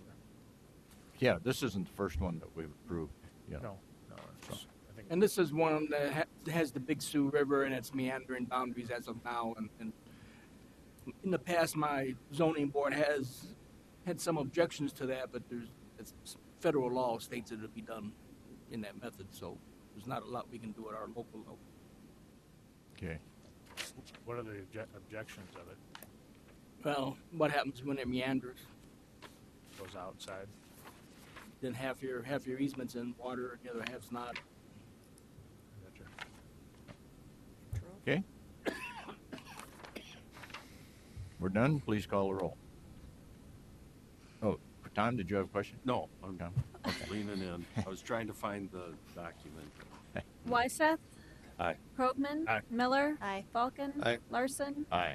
Motion carries.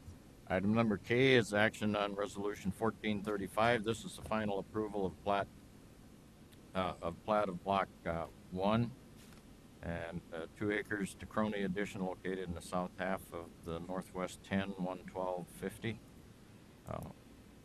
Chair would entertain a motion by Falcon. Second. Oh, I guess I thought maybe somebody would be here for that today. I can speak on this. Well, I didn't know if anybody from that request was here, because I guess the reason I ask is, we show a 10:15 presentation, and this is way after that. So anybody looking at the agenda would think that this item may be later. I guess I'm just asking, should we go ahead with Spence and go through that and come back to this in case you think anybody from the requesting, Tom, or Well, show up? we've been in contact with the applicant, and So you're comfortable the Yeah, applicant yeah. will not be here? Okay, Right. that's all I was asking. Then I'm good. this is the applicant's request. well, we really need a motion, I think, before we go much farther on this one. We might get in trouble if we don't. Well, we just want to make sure that we're not. The applicant, brought up a the good applicant point. submitted a plat to the planning commission. Yeah. We did our business, and now we're forwarding it to you guys with some more modifications that we've been in contact with the applicant. So there's been some changes, which I would talk about. So we have to have a positive motion on it Move to for approve. discussion. I'll make Okay. a So move. for discussion. I did. Move to approve. Second. Ryan? No, I was just going to say for discussion purposes. Okay. Moved by Miller, second by Falcon. Okay, now discussion. Okay. And I will defer to you, Bob. Mr. Chairman, this plat was put before the planning commission. It had some issues. The planning commission voted 0 to 7 to deny it and send a recommendation to this board that they deny it. Since then, we have been in contact with the applicant, and the access easement, which was 25 feet, is in the process of being modified to the 33-foot easement that we request. And the name block is being changed to state lot. So it is the planning department, or my county development department's recommendation now that you go ahead and approve this particular plat with those changes done. Because the other item, there was 3 items that they talked about, and one was trying to square it off, but there's an old windmill in location, so you won't be able to square this particular property off because they want to maintain that windmill's location on this particular plat. So my department's comfortable making a recommendation to this board that you approve it, pending that those two changes get made. Questions, comments? How do we follow up to make sure that those changes do get made? You will not receive the plat for signature until they are. Okay. They do have to come through my office to come to you. Okay. All right. Tom, you sat through that presentation, Tom? Yes. And Yeah, you feel- well, that was, they weren't there, by the way, to argue their point then either, but Bob's represented. The 3 points were the main things. Now, whether the squaring up, we never discussed it much. If there was a reason, it probably would have been accepted, but the other points were more than enough to just turn it down at that time, or recommend it turn it down. Okay. I have a question. I mean, does this need to go back to the planning and zoning board for their approval of the changes? I do not believe so. I mean, all my board, the planning board does is make recommendations to this board, and it's up to this board whether or not they agree with that determination, or if they want to see something modified. Which in this case, to me, it's been modified, which would suffice. Can you give me a little background about why 2 acres, and they going to build a house there? Or? Correct. This is a property out up on 197th, and I don't see the side street, but and it's out in the middle of a field. But on our 1909 plat maps, there is a spot showing that there was a residence here. Okay. So by our zoning ordinance, that allows us to consider this a homestead. So we saw it on the map. So you have Because documentation. we got proof on the map, physical map, that there is a residence there in 1909. Okay. There's a residence there. So they came in, and the landowner wants to sell it off. Obviously, you make more money for a small residential development than you do. Most young people can't afford to buy 35 acres of land, and we understand that, and that's part of our 35-acre rule. Yeah. So they try to find these spots where you can have these small acreages, and this happens to be one of them. And what the zoning board concentrated on this one is the easement, access easement, and the 25-foot easement is not a new easement. That easement has been in there, so it's not a landlocked parcel by any stretch. Never has been. But you're going to widen it to 33. We're going to widen it to 33 to match what's in our subdivision ordinance. Okay. Is where that 33 comes from. And then block 1 does not meet minimum. Well, yeah, block 1, the definition of block is so vague that most people thinks of the terminology as an urban plat versus a rural plat. So, I mean, could you make it a lot then? by all means, that's what the applicant's doing. They're in the process of having it changed. Instead of block 1, it's going to be lot 1. Right. Okay. And that'll take care of that issue. That issue, and then the easement's going to be changed from 25 to 33 feet. Right. So would the motion be amended to include the changes that have been made since the request? Correct. That's what I would recommend. It was, yeah. With I the think here, improvements. aren't they? Yeah, they are. They're right in here. Yeah, but they're not on. I mean, the motion ahead of us is to approve final approval of this plat. This plat is not correct, right? Correct. With the addition of the access easement be changed to 33 feet, and that the word block be changed to lot, then I would recommend approval. That's your motion? That's my motion. That's my second. That's your second? Bradley. Good.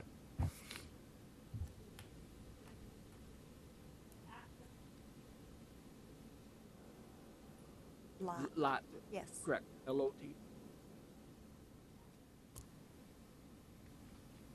Let's vote. Any other questions, Stacy? You're okay? Okay. No other comments, discussion? Please call the roll. Krogman? Aye. Miller? Aye. Balkin? Aye. Wyseth? Aye. Larson? Aye. Motion carried. Thank you. Thanks, Bob. Appreciate it. We're right on time. Okay. Mr. Hawley, you are welcome to come and visit with us. Why don't you take plenty time getting your stuff out, and we'll let Mr. Falcon make a quick run. Anybody else need a little pit stop? I figured Wyseth would. Boy, Representative, you walk in and they start leaving, don't they? Can't even turn this thing off. It should be on. Yeah. No? Yeah, that happens a lot. Yeah. Thanks for all the information that you supplied to us in advance of Good. today's You meeting. got it in the packets, and We got it in our packet. Yep. Great. Except, and I got to ask staff later on to somehow send me my packet on my iPad. I was sitting here this morning. I went to move something, and I was going to go to Adobe or whatever. I hit delete. I cleaned it out of my. Oh, it erased it. So now I got to ask them to send my packet back to me. Is it on the network for you too? Once you do that, Yeah, Get yeah. here. I mean, I got other ways of getting it, So but you can get it off just, the network. I just erased it. Good thing I've done my reading prior to, isn't it? Yeah.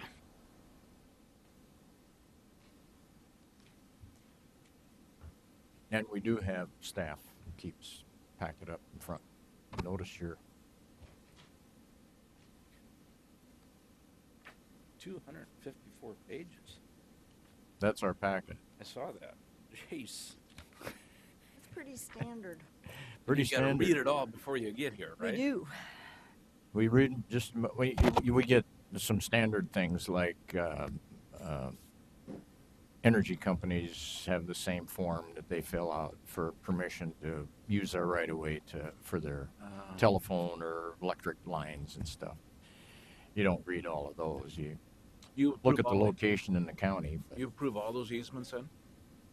yep. Do you? Yep.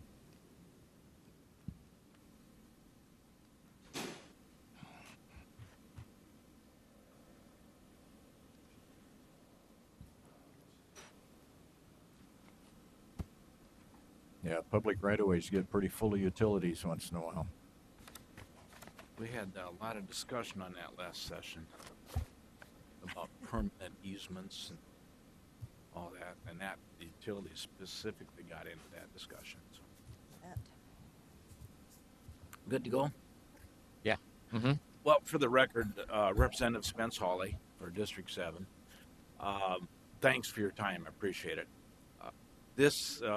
I visited with Commissioner Wyseth and Commissioner Larson briefly about it and kind of told them what was going on and thought it was best if I just come and give you all a little heads up. As you know, we've had the Regional Watershed Advisory Task Force for 3 years now. 3 years ago, the legislature set up this task force, and it was in response to what happened in Brookings County and several other counties. A lot of them were getting rid of your ordinances on water management because you didn't want to be in the business anymore.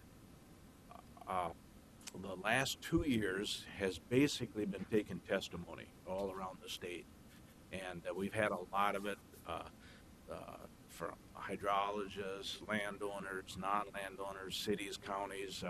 We went out to Nebraska, Iowa, Minnesota, North Dakota, and had representatives from their water management districts and how they've all done it in all those other states, and just listened to a lot of different options.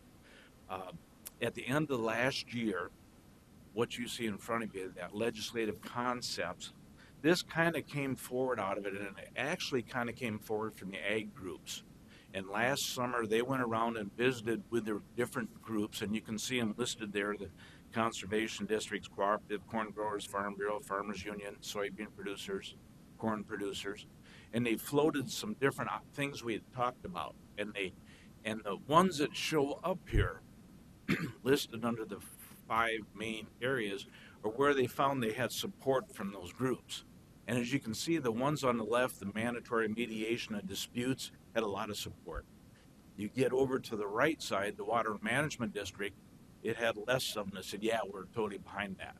So it's, and what we did then is that we took these major areas that was agreement, and we set up 4 subcommittees this year. And our subcommittee met once, and then we went and made our presentation to the full committee, had somewhat an agreement, and then we're back in now trying to come back with some legislative direction, drawing up some legislation. The one committee was the Mediation and Dispute Resolution Subcommittee. They came back and we discussed how to set up a mediation board. Through the Ag Department, they've got an ag land mediation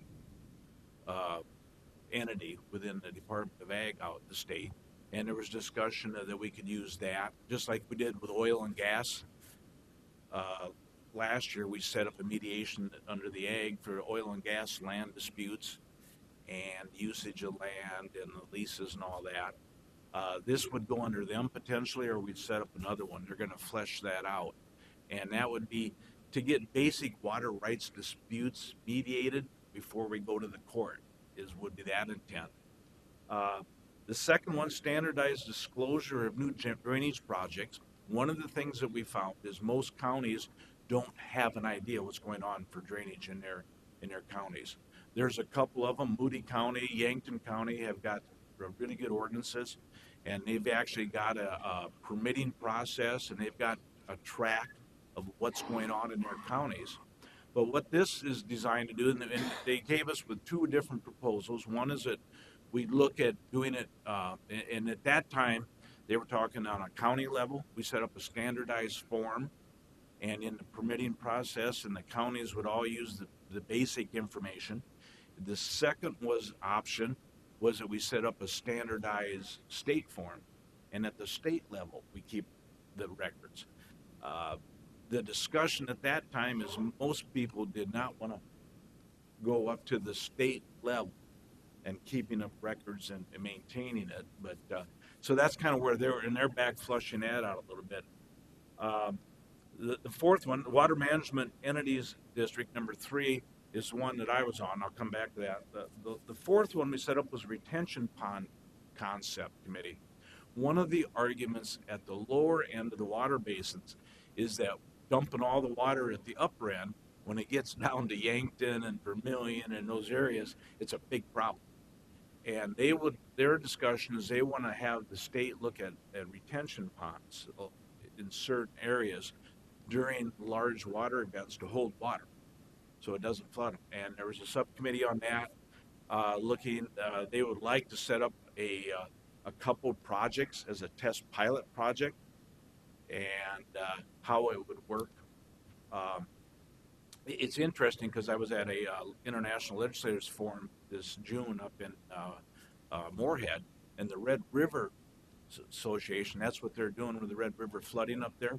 They're setting up these huge retention areas. And it's designed that they would hold a foot or 2 foot of water type retention in a big area instead of setting up dams up there. And so this would be kind of along that process. And they're going to flesh that out a little bit more. The biggest discussion on there is it would take some serious funding.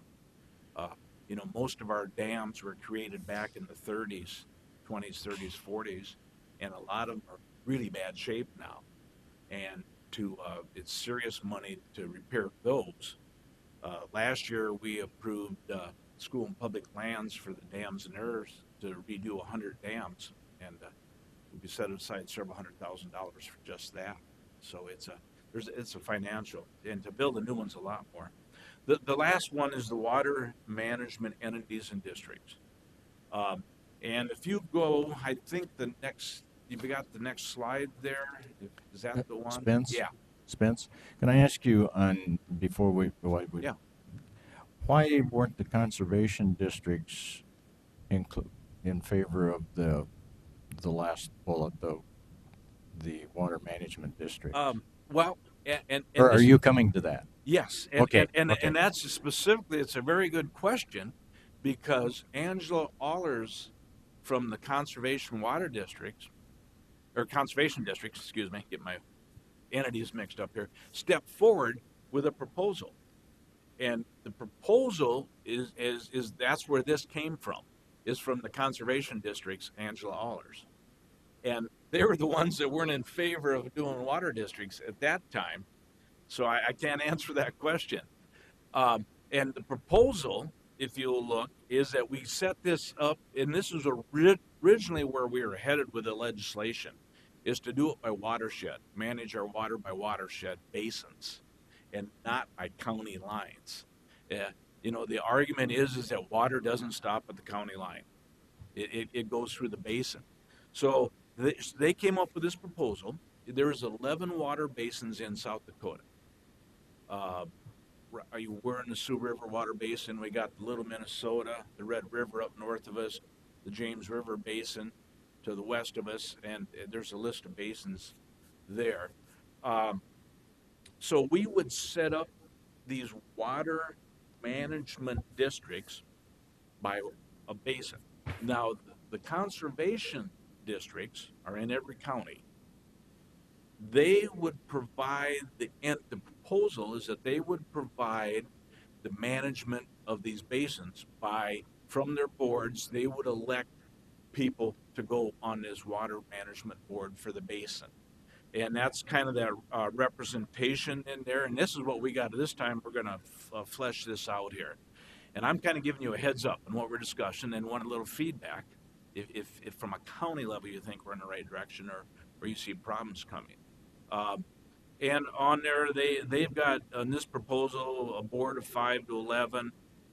They said if you had a 3-member board, you'd have 3 landowners, 2 urban, 2 taxpayers of real property. So you'd have urban and ag, kind of. Brookings is a great example of this, along with Sioux Falls. What you do in Brookings has a huge impact on the south of town. And as you all have had, I'm sure I've had several phone calls from landowners south of town on what the city of Brookings drainage is doing to them. And so they need to be included in this discussion also. There. Sioux Falls is another huge area of discussion. What Sioux Falls does impacts the basin way down range. So it would be trying to figure out how to get representation across the board is what it would be doing. This entity would have taxing authority, just like the water districts now. The East Dakota Water District has got the ability to levy a mill levy for management purposes. This entity needs to have that. It would take 2 or 3 years to generate funds. By the time you did the legislation and you assessed it and levied it and got it back, so we would have to get some startup money from a legislative standpoint. And one of the discussions is how much money do we need to appropriate to set this up. Some of the other discussion areas is the 11 water districts. The Big Sioux and the James River are the 2 longest ones there. And some people think that we need to maybe subdivide it and make James River into 3 water districts, 2 or 3 in the Sioux River. Some people say no, it needs to be left at 1 because what happens up in Aberdeen affects what happens when it comes down into the Vermilion area. So then that will be our next discussion item on it.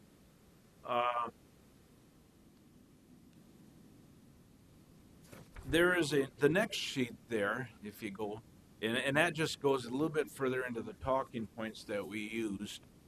There's one down from that, I think. Yeah.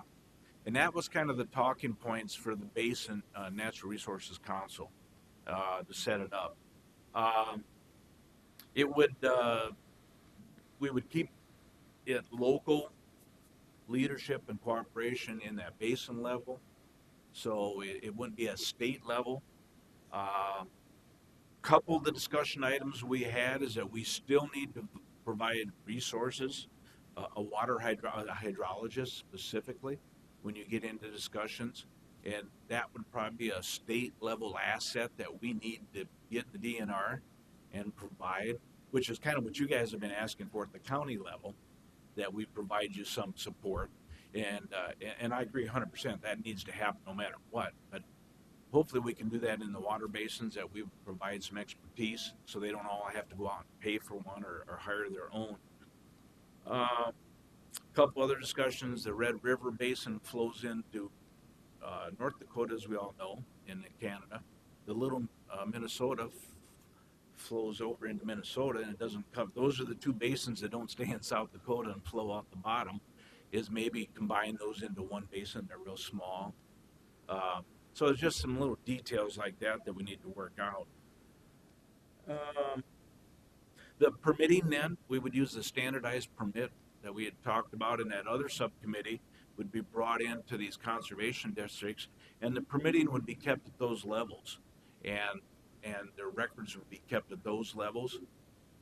One of the issues we found out, we went out into a tiling site up in northeast South Dakota, Roberts County, and just to look at it while he was tiling and visit with the landowner and the contractor, and they had run across an old clay tile system from the 20s that nobody knew was in the field at all. And when you start talking to people, that's all over the place. I didn't realize that during the 20s and 30s how much tiling had been done in South Dakota.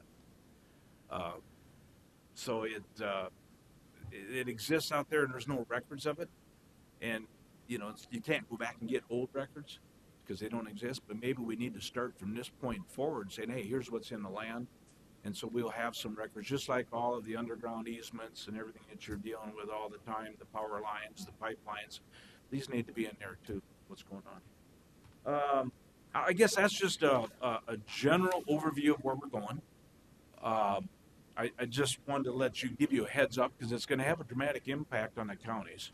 At our next meeting, we hope to have a representative from the conservation districts, from the counties association, the municipal league. Hope to have some representatives there as we start drafting some thoughts to go into legislation of issues of concern. And I just wanted to let you know, and if you got any questions or input, we greatly appreciate it. Well, I think this is great that we're talking about water. What I see in a positive way. We're not talking drainage. We're talking management, and that's what we got to do is manage our water because that's the issue of the times, whether people realize it or not. Water is the issue of the times, and but I guess my first suggestion or comment would be that even in the Big Sioux, and I know that's a long one. That's a long basin.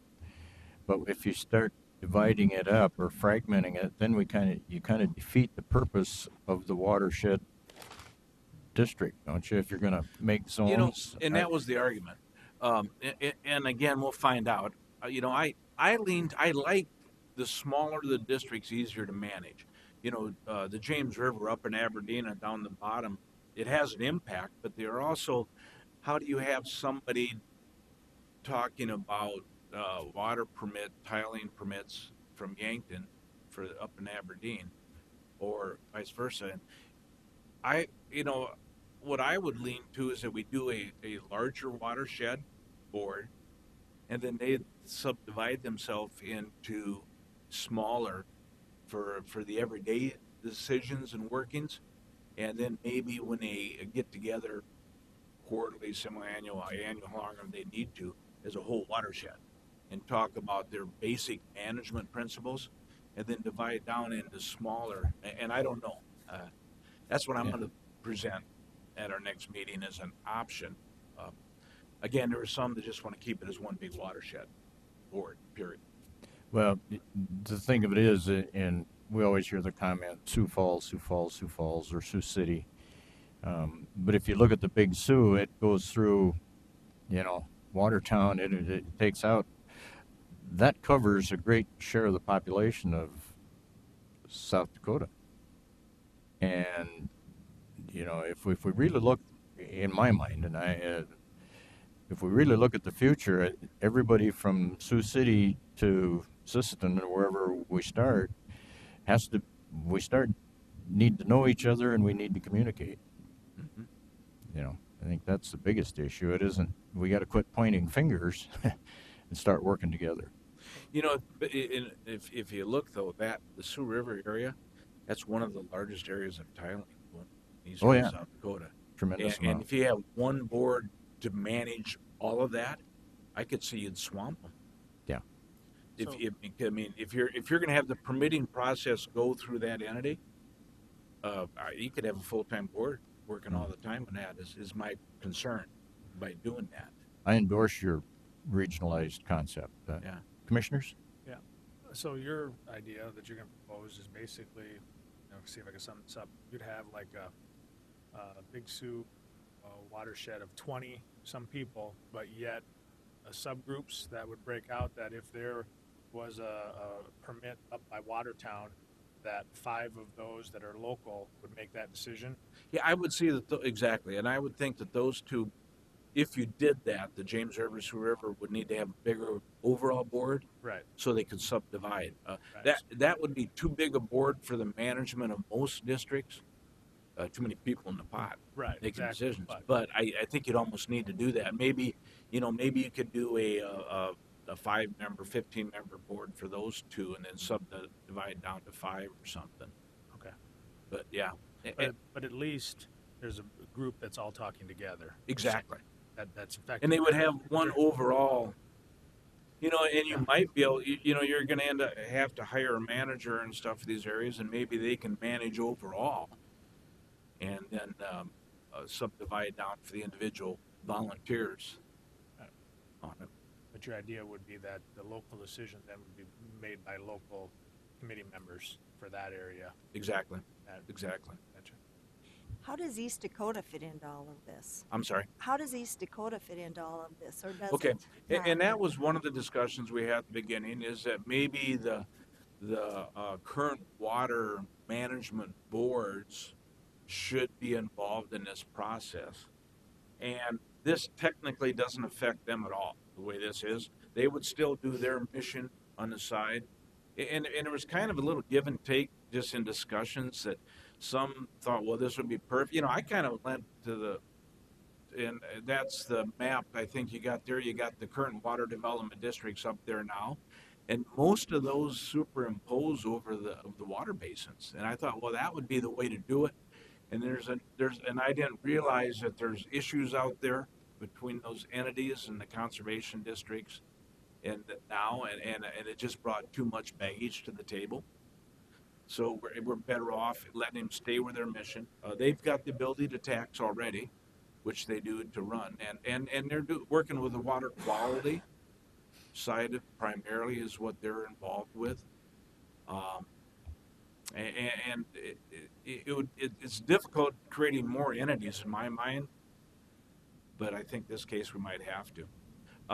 There's several counties like yourself saying, hey, please do something. It's broke.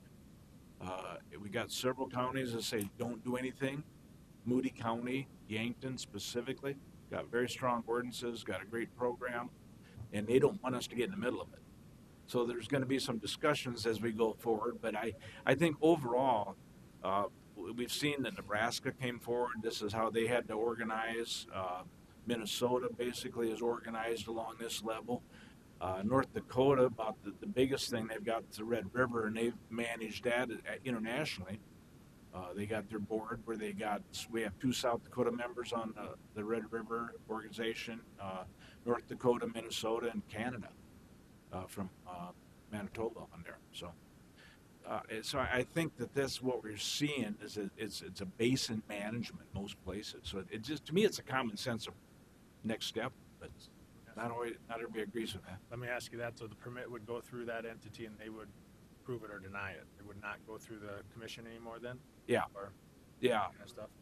And right now, and I'm telling you things you probably know, but right now our water is managed by common law.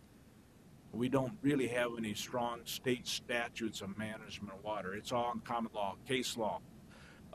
And right now, under common law, if you want to do something, you need to have your neighbor's permission that you're going to drain onto, period. If you want your neighbor and you say, hey, I'm going to tile or drain this water and I'm going to drain it on to this area of your land, you have a problem with that. And if he says, no, that's good, I got a waterway that'll go through there, don't have to have any other discussion downriver, downstream, with who else it might affect or who else it might impact. And as we know, that's creating huge issues. So this would take it and formalize it that we need to manage this. We need to look at what can the Sioux River hold, and what kind of flow can they hold, and when you're looking at drainage projects, what kind of flow are you going to end up dumping into the river, or the creek, or the stream, and can manage it. Also, it's going to solve the issues up northeast, probably a big area. A lot of people just tiling right in the ditches and just saying, hey, if I get it to a spot that it can flow out of here, no big deal. And it's creating some huge problems up the northeast is the biggest example with the bridge issues and the road issues they've got now. And then you start tiling and running water into the ditches. It just compounds their problems up there dramatically. And most of them in that direction don't have a good water ordinance anyhow. So, Good questions by the commission. And if you want to leave here with something, I guess I support your concept that you're on the right track. I guess the devil will be in the details when it gets. It always is. Yeah. But at least you're heading the right direction, and I support it. You know, I've my 4 short years out there, I found everybody has great agreement and everything until something gets down on paper, and all of a sudden, like, whoa, that isn't what we were talking about. Well, so to be curious. and I think, uniformity and consistency throughout these watersheds is the important thing, that we don't have people going off and understanding some counties want to say, look, we want to control this, but they still should do it the same way everybody else is doing. And it isn't a lot of times problems caused from an event, not how much water is tiled into a particular area, because that event's going to put more water through that tile, besides fill up the basins, and so it's a challenge. But I would support moving forward. Give us some guidance. We were just sitting out here saying we're not experts in drainage. Guy wants to put a tile in, okay. Yeah. Relying on Bob, and we didn't know if we were doing the right thing. We did the best that we could. Okay. Well, stay tuned. We will be coming up with some stuff on paper, some legislative proposals here as we get close. We're going to meet subcommittee in September, trying to line it up either in Brookings or Sioux Falls. We got 4 members on the subcommittee, and then we can get some other people in.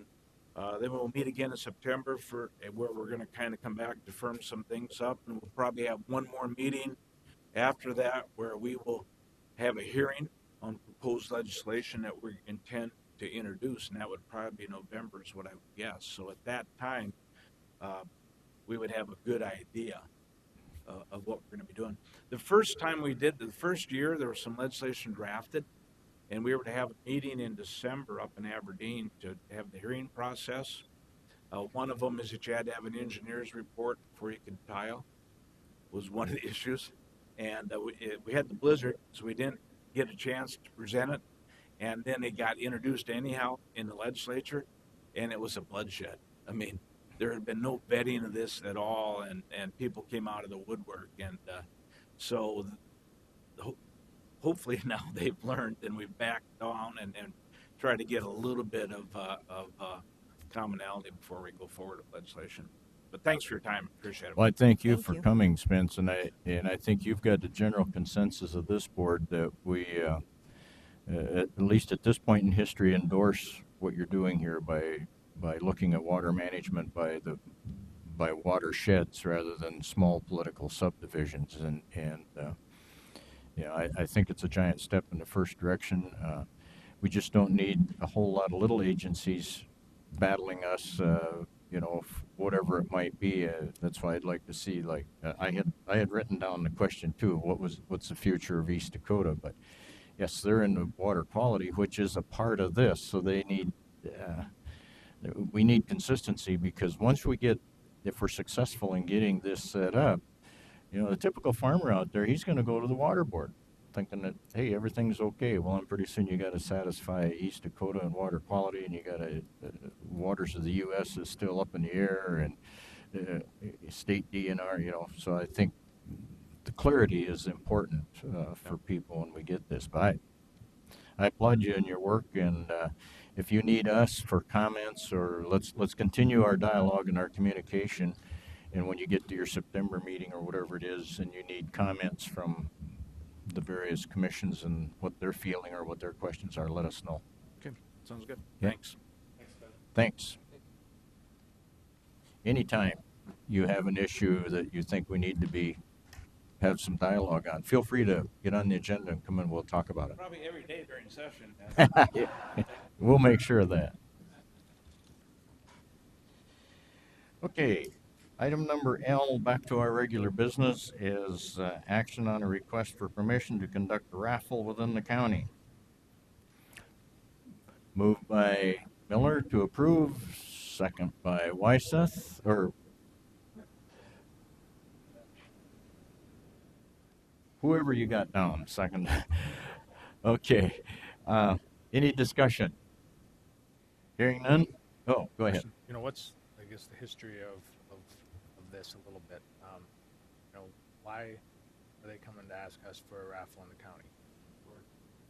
Is it an ordinance to do that? Is there, I guess the background, is there a certain amount that they're doing, or any type of a raffle that has to happen has to go through us? I mean, you see fundraisers and raffles and all this stuff all over, it seems like, and if it's held in the city, then they don't have to do it. Or I guess I'm trying to get my hands around this, why we're even involved in this. Well, if they wouldn't have come to us, we wouldn't be approving the raffle. They'd have just held it. Well, and that's I think technically, so by ordinance, anybody who's doing a raffle in the county should come and get a request. They do it at the city. They get raffle requests at the city. Some of them just don't realize it, do the raffles, you know, nonprofits, things like that. But it is an ordinance. They're supposed to come here to get permission. State law. Yeah. Wow. Okay. There you go. There's 1,000 illegal raffles. Well, do I have to buy a ticket then, since that's part of I got part of the state I got that- a I got a that prove you have $10 to buy a ticket for you for a fundraiser for the Oakwood Lakes, and I bought one last night for let's see, the Volga Lions have a good project they're doing, and so I guess that's my question is, why are we even involved in that? But Yeah. if it's state law, I guess you got to do what you got to do. sometimes people like this do it the right way. Exactly, and that's fine. I just Okay. Any other discussion or comment? Call. Miller. Aye. Falcon. Wyseth. Aye. Krogman. Aye. Larson. Aye. Motion carries. Item number M on our agenda is the discussion possible action on the quote for the courthouse tree removal. And we've got the quotes in front of us and the descriptions of the work. Do you want to make a motion for discussion, or should the board like to discuss the quotes prior to and then make a motion? Well, it's listed as discussion possible action. Yeah, I it's guess, possible action. And it's a quote, not a bid or anything, but, so I guess I want to discuss it first. Okay. I don't know what The floor is open for discussion of the quotes. Well, unless you want to make them. We can discuss them, and if we choose to do the action that we say is possible, then we can take the action. Well, this has been brought to us for discussion that they were going to be bringing this to us because those trees need to be removed, and I just see no reason why we shouldn't take the low bid, Yeah. the low quote. Just a little background. John Malgraff came up to me right shortly after Stephanie left, and he mentioned we just got 2 trees next, and wanted to do one. I get some quotes and call around, and he didn't want to have any black dirt. He thought in staff they would handle it, and all he wanted was the trees cut down and the stump ground up, and he was willing to take it from that, and that's why it's that way. It's not that was his request. And some didn't want to grind it, and he says, well, then you've got to go find a guy that's going to grind it, include it in your quote. So that's how it got to be where it is, and yeah, but the low, I don't know a couple. I know a couple of these people, but I guess the low bid, as long as they're bonded and everything, that we don't have trouble with them not completing the project correctly and all that kind of stuff. I don't have a problem. And that's a question I don't have the answer to, and I thought of it late yesterday as I was reading. Is everyone here bonded? Are you aware of it, Tom? No, I'm not aware of most tree trimming people for liability purposes are bonded and for do any projects, but And our motion can state such that we accept that, providing they're contingent upon them being bonded. Would you recommend that? And insured. Sure. Yeah. They would need to be insured. Yes, Bonded yes, and yes. insured. Would that be appropriate? Does any a dollar amount needs to be done, or just the words, or what do you think there? Well, I think we would include the dollar amount that's quoted. Yeah, I think you'd approve it as it's stated on our description here, such and such company for such and such amount, contingent upon being insured and bonded. They have to prove that they are bonded and insured.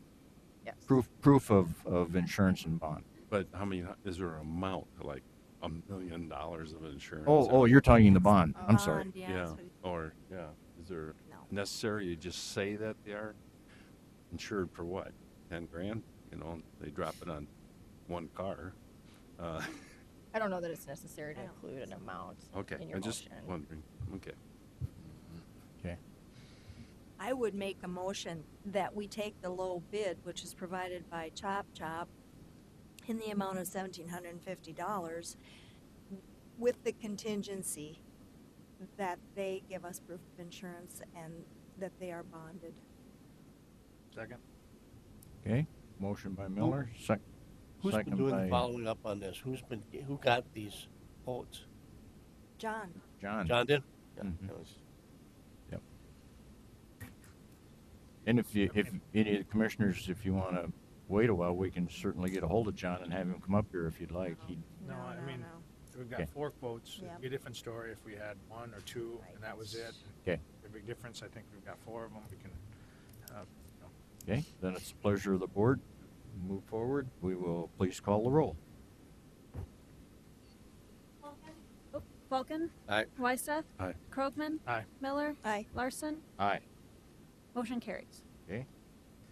Item 9, as we move on to our agenda, is the Deputy State's Attorney's report. Just a few brief things for the board. This week, you've probably heard a lot about it in the press, but the DOJ and Avera is hosting a human trafficking conference in Sioux Falls, and they do encourage prosecutors and people dealing with victims of those offenses to attend. So I'm going to be taking our new victim witness assistant that you met. She and I are going to be going Wednesday and Thursday to that.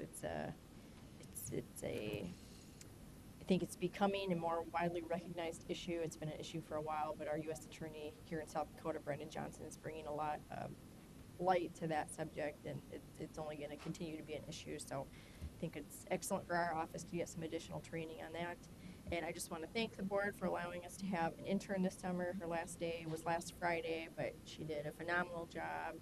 She wrote very kind thank you notes to Clyde and myself, and we really enjoyed having her.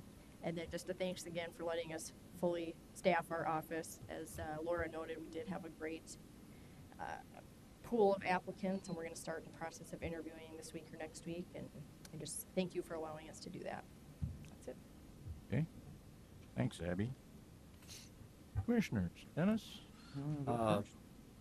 I was asked to have a conversation with Beta on use and facility storage out there, and did get a chance to finally get together with Brenda. And they have one bus in particular that's kind of in the bone pile, all behind the building. They've got another one that's sitting there that's usable, and they're trying to sell it. And I did indicate to her that, that a lot of staff parking, they've got 30-some employees.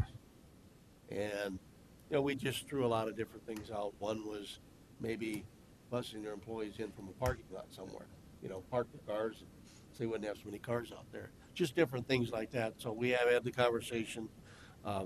They are aware that, that we're building another building and we're getting pretty crowded, pretty cramped over there. So just had that conversation, do a little more follow-up on it.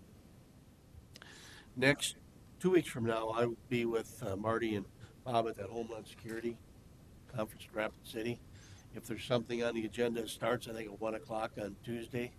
And if there's something on the agenda that I feel that I need to call in for, I'll probably call in for that meeting. But if it's not, I probably won't bother with that. But I'll be at that. And where are we sitting on, Don, I think you were going to get with the city manager on this drainage south of town. Part of my, We haven't said part of anything my yet. report. That's part of your, okay. Okay. And the other thing is I don't know if it's part of your report, but the applications have closed for the commission. Yep, that's part of it too. That's part of your report too. Yep. Just kind of seeing where we're at. That's it. You can go on. I know I've had a couple meetings. I'll get to those. I didn't get a chance to write those down. Pardon? So. Did You can Did go you have on more? What's that? Did you have more? No, I'll report those after Okay. I get a chance to look at them here. Okay, Stephanie? On July 24th, we had a special meeting. We had a special meeting. On July 29th, I had a weed board meeting. The township spraying was done. On July 16th for the townships who participated. The DOT was finished spraying on July 23rd, and the county roads were also finished on July 16th. We are short of help. We lost one employee. And we received a West Nile case count, and there are considerably fewer cases of West Nile this year. We did do a little discussion. They were curious as to what the commission came up with as far as spraying for West Nile.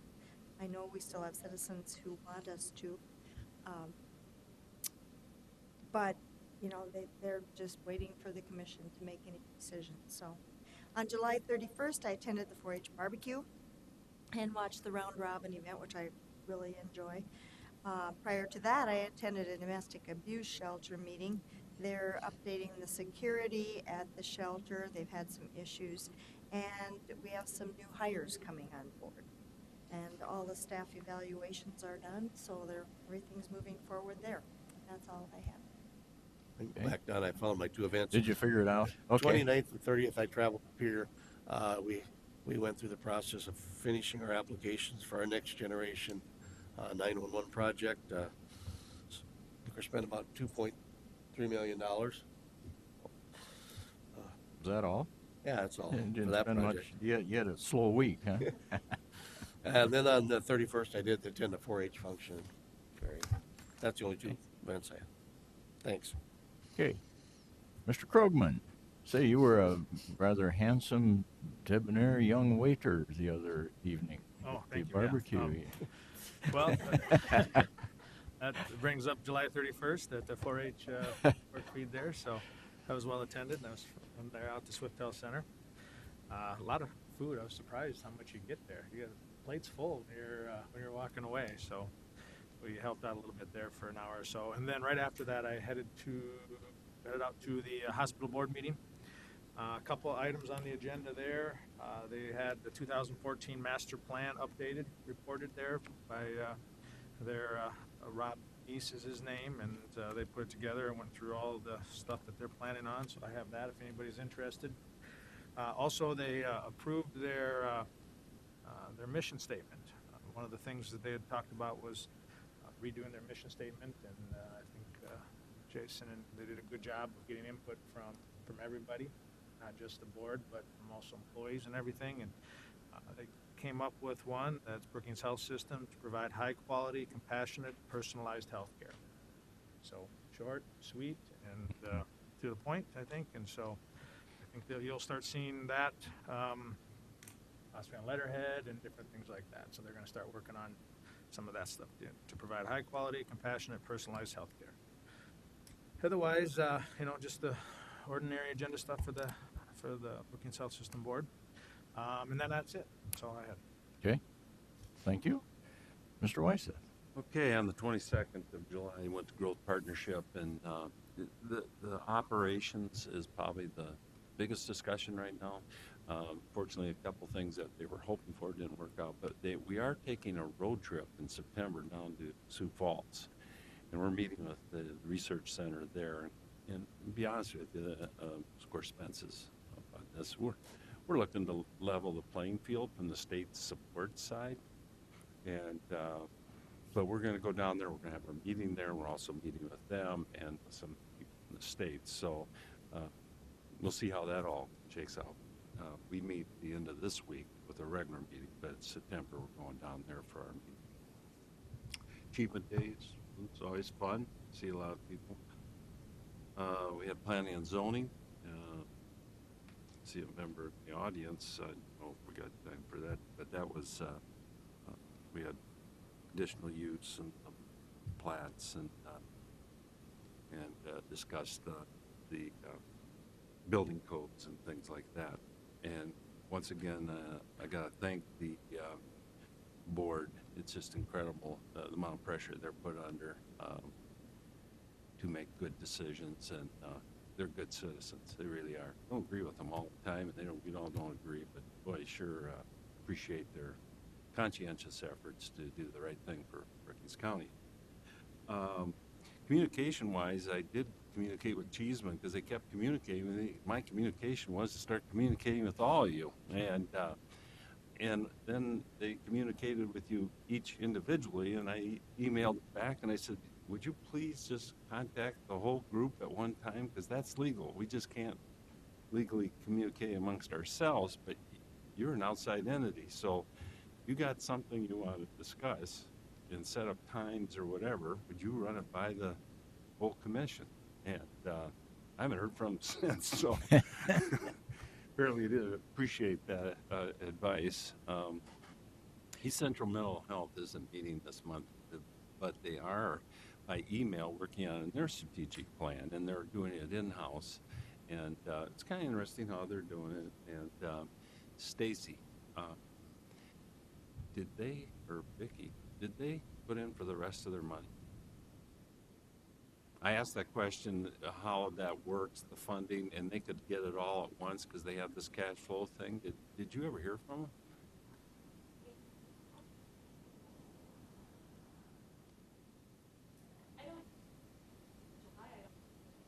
Okay, well, I'll keep hounding that. I mean, they're doing a SWOT analysis, basically, and having each board member fill it out. But they got a lot of new board members, some pretty good ones, so it should be a pretty interesting year there. Shoot.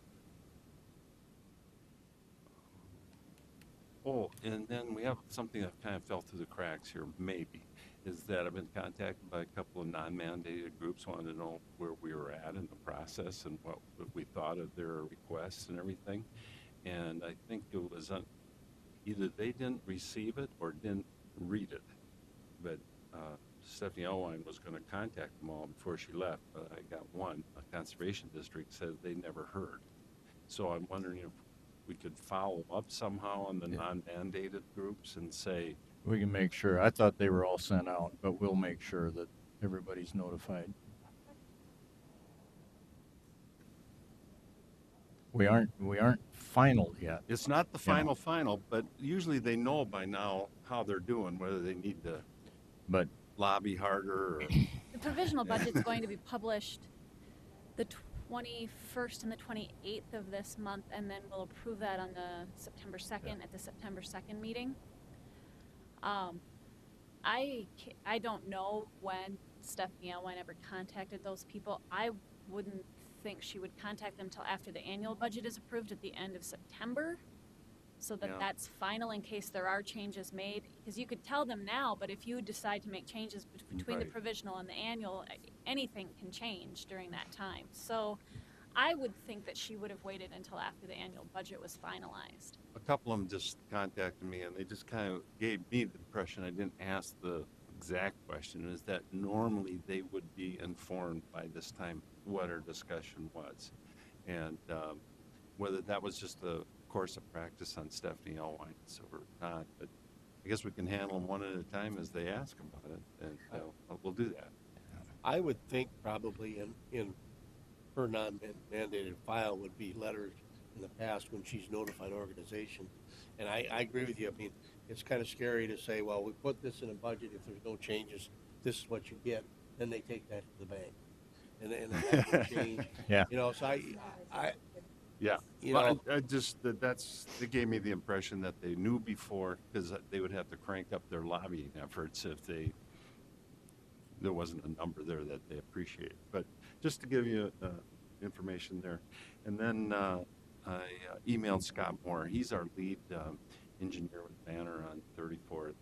Yesterday, I figured I was gone, and well, let's touch base. And he's 99% done. He hasn't heard from the utilities yet because he hasn't sent men. They're 99% done, and then in-house review, and then they're going to send out those drawings, and then we'll find out how many problems we do or do not have, hopefully. And he did pose a question that doesn't need to be answered right now, but does the commission have any interest in obtaining right-of-way east and west, particularly that one that would be 20th or whatever the street number, yeah.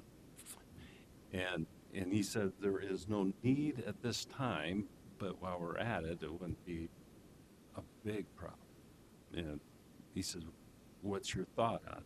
And so, what's your thought on it? And I guess we got a few steps to take place. So I guess right at this point, think about it. And he didn't throw out a dollar amount that would cost or to go through. He got paid them to go out and obtain the right of way, and then have the cost of the right of way.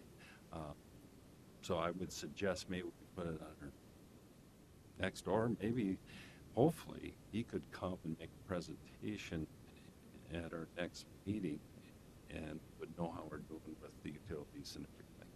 Okay. And then at the same time, he could give us a little more information. But just to let you know, that was just a email back and forth. Will you be communicating with him? Yeah, I could do that. I could ask you, do you think? If he's done, let's get him on the agenda and. But my suggestion, I'd like to have Dennis here too, so let's not. Well, that's plan right. You're going to the be next gone. meeting. Let's Yeah, go. so let's see. But my feeling on that is I want to get this deal done. Oh, yeah. So if that's going to hold anything up, absolutely not at this time. That's my opinion. But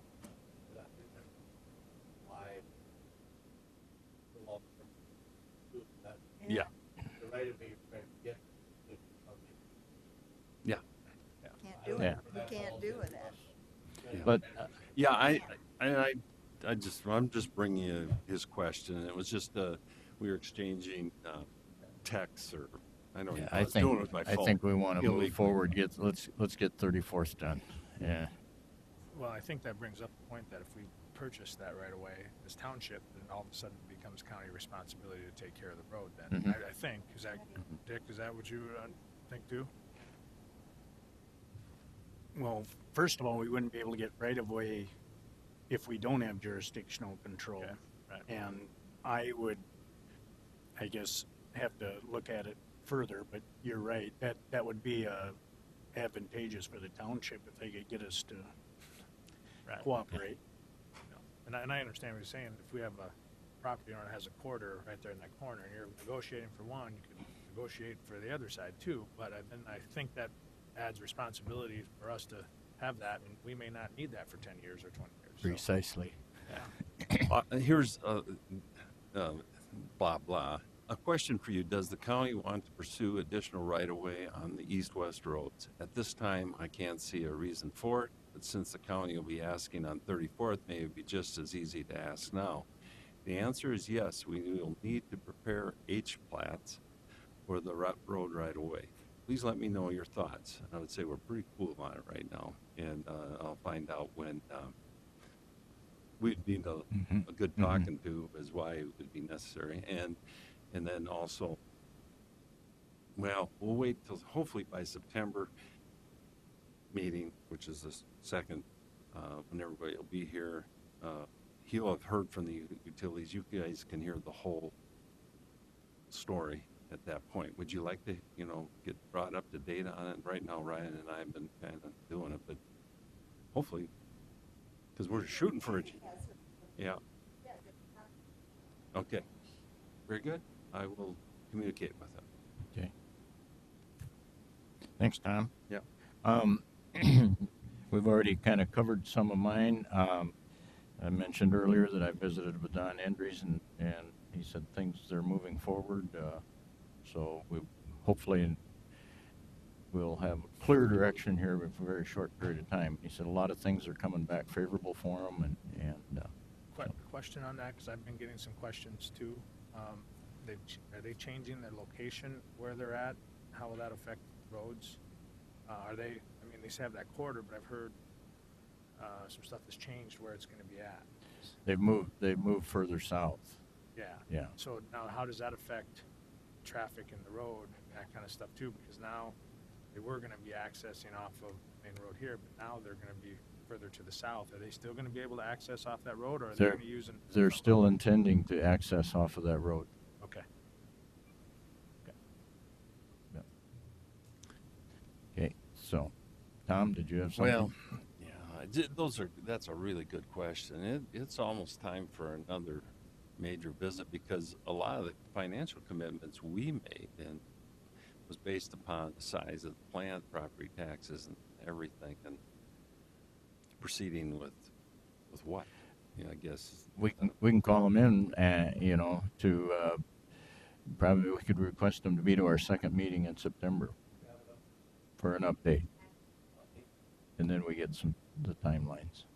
We can do that. Make a note that we'll. And then, like Tom Cheeseman, I don't know what part of wanting a face-to-face they don't get, but we can always correspond. We can do this. We said, no, we'd like to have you come up and visit with us. But we have told them that we've got a lot of things on our plate right now, and that we just hard to assemble this board for one more meeting to sit down and visit with them. Give us a little time and get some things resolved. I mean, I think we were trying to get this done by the end of the year. Oh yeah, yeah. And so I mean, we're pushing stuff on to September now, that kind of stuff. Before we know it, we'll be into October with it. I mean, do we need to set a time now or a month here that we're going to let them know that we'd like to all get together and finish this thing up?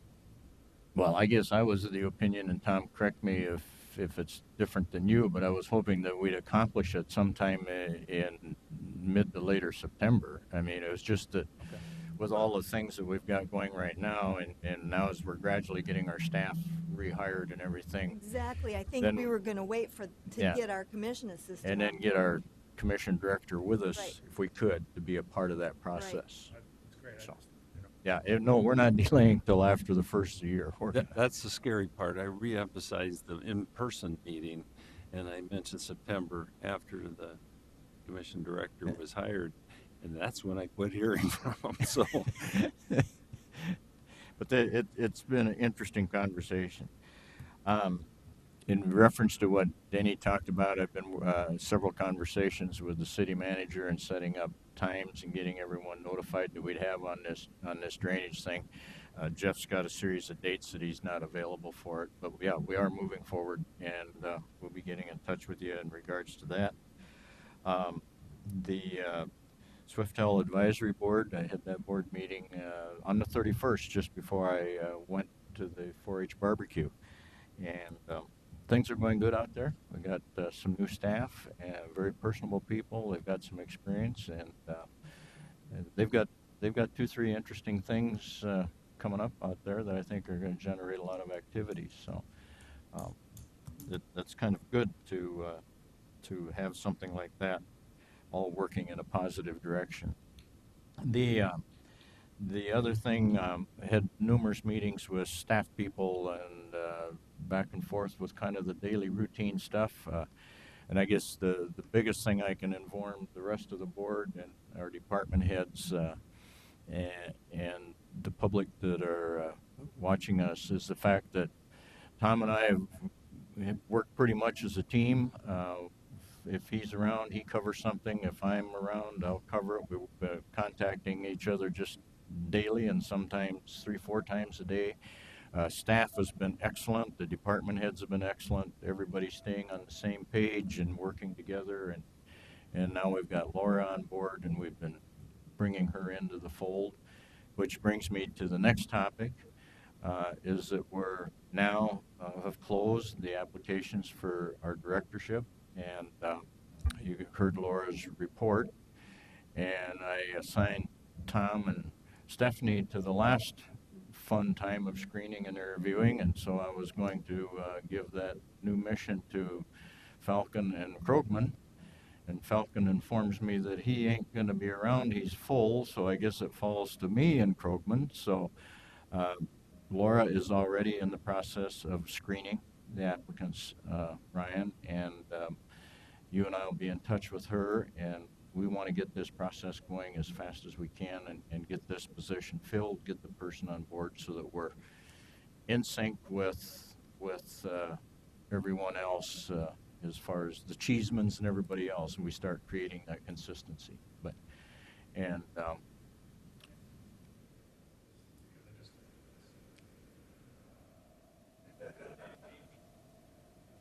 Pardon? And I will 16, 17. So, but we'll work that out. When do we want to do this? How quickly we want to do this? I'll be in Chicago 18th, 19th. Yeah, but Laura and I are gonna sit down and we're gonna start setting some multiple dates that as soon as we can, and we'll probably be doing some of that prior to that, you know, so. I guess just in the process, is it going to be a similar process to the HR where she'll screen the candidates down like Stephanie did, and then you'll interview 5 and come back with 3, or because it's our assistant, are we going to do it once they get screened down and set up the interviews? Is it going to be, what is that process? Oh, Ryan and I were just going to go ahead and hire one. That worked for me. No, I didn't know. I visited with Laura and I talked briefly a while back about that, and Ryan and I will get screened. We'll bring down to some for the full board to be involved in the hiring. You're gonna have an opportunity for 1 or 2 conversations with the 4 or 5, however many finalists we feel. Is that all right? So no, everybody's gonna be a part of it. But Laura has done this before, and she can give us a lot of good direction. So, any other questions? Comment? Yeah. I have one thing, Mr. Chair. And this is to Bob. The letter from DENR regarding Twin Lakes, I just want to make that clear, and I want it in the record. I know it's in our packet so that the public can read it, but there was a lot of conversation earlier about getting that channel out of there, and that is exactly what the DOT is going to do, correct? Yes, ma'am, that's my understanding. I believe in September they're going to let the bid to remove all components that they installed for the drainage of Twin Lakes. Okay. Just wanted that in the record so that people realize that. Okay. That's all I have. Good. Anything else? Mr. Kaler, you walked into our meeting late. We do have a time in the beginning of our agenda for a citizen to appear and schedule a time. Are you here just as an observer, or did you have a question for a board member?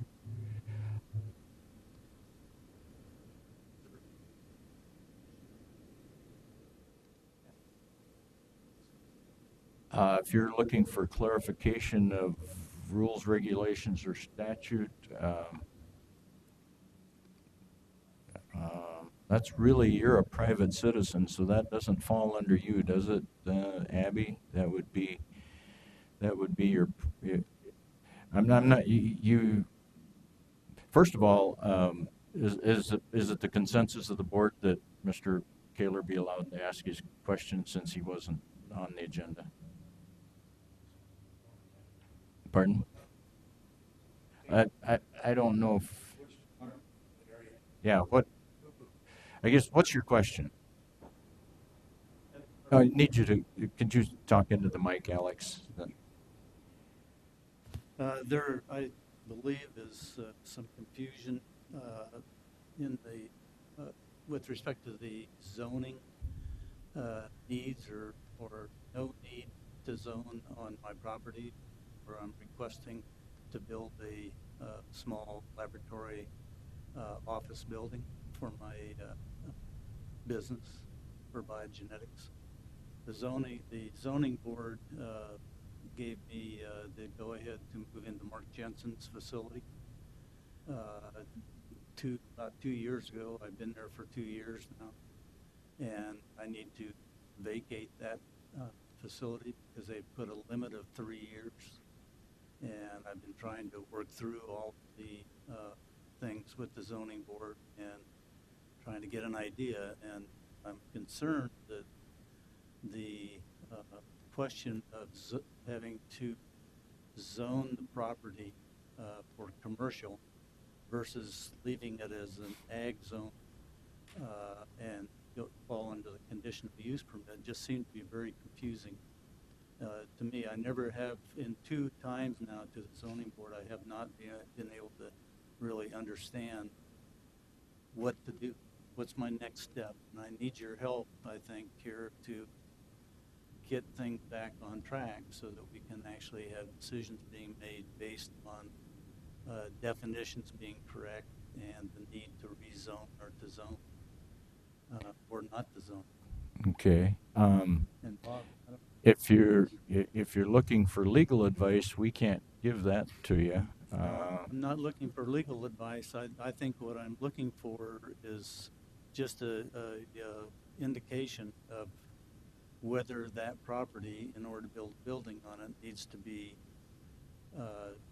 zoned commercial, or whether my business can fall under the conditional use. Now, I've been advised by the zone board to submit a conditional use, but when I get into the meeting, then there's always an issue. There's been an issue 2 times now that it isn't zoned properly, or I'm not falling under the requesting the proper submitting the proper request. Tom, you were in on the discussion. Is this or Bob, either one of you, is this a procedure that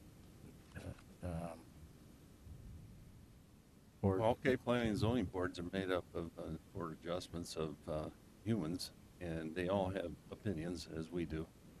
And Bob laid out the rules as they were, and obviously variances and conditional uses are called that for a reason, and that people have opinions as to what they should be. There was a vote taken,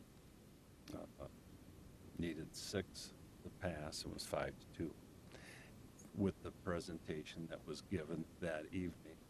I think that Bob is more incapable of giving what his next.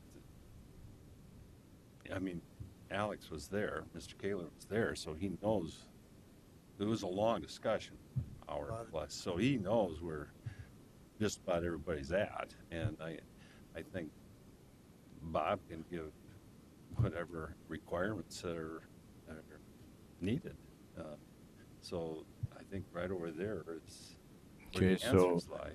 If I'm listening to you correctly, Alex can go over to Bob or sit down with Bob and get the information he needs as far as the steps to be taken. Clarification of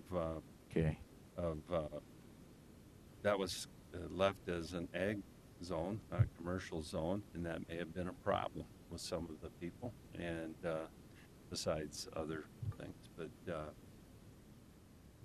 it's the law. You needed 6. It's the way the bylaws are. I mean, they're currently under the Brookings County zoning, maybe by according to state statute, I guess. I'm just familiar with our bylaws, and so that's the way it stands, and you have to wait 6 months to give it another whirl. Okay. That particular proposal. Bob could maybe explain the different proposals. The request in our zoning ordinance, we've got conditional uses, and they're listed number 1 through 25, which is actual listed by such as mining operations and stuff. And then we've got a number 26, which people can apply for anything, literally anything, and it's based upon the requirements of the zoning board to determine, is it considered agricultural use? Is it a good agricultural use? Or should it be in a different district? And in this case, the zoning board voted, as Commissioner Weiss have said, 5-2, that they felt it does need to be in a commercial district and not in an agricultural district. So the process for appeal is to contact the lawyer and go through the court system. But that's per our zoning ordinance. That's not. Okay. Actually, Bob, you correct me, because I don't get it all right all the time, that's for sure. But I think it was 5-2 it passed. But it wasn't effective because he needed Correct. 6. It requires 2/3 vote of the board. But the other 2 probably, just judging, and I hate to speak for other people, but after an hour discussion, you got a kind of a flavor for everything, is that they felt it needed to be commercial. And also maybe up on Highway 14, where Mr. Kaler owns some property and First District looked at, and that was their recommendation, if I'm correct, Bob. You said that during the meeting. I didn't see it in writing or whatever, but that was their recommendation. So, I don't know, I guess that's where we lie. Well, the Okay. other thing concerning the appeal, I understand that there's 2 options. One is to either rezone or leave it as is. The other option that the board gave to me was that in the appeal, I asked if there was a possibility to point out that one of the board members, and I don't want to get into a big negative in any way, especially a legal negative with the county, but one of the board members that voted no, his reason for voting no was very upsetting to me. And that was that he gave a lot of good suggestions and a lot of positive points, very few negative. He gave recommendations on how to do the landscaping if I build on the property and all that.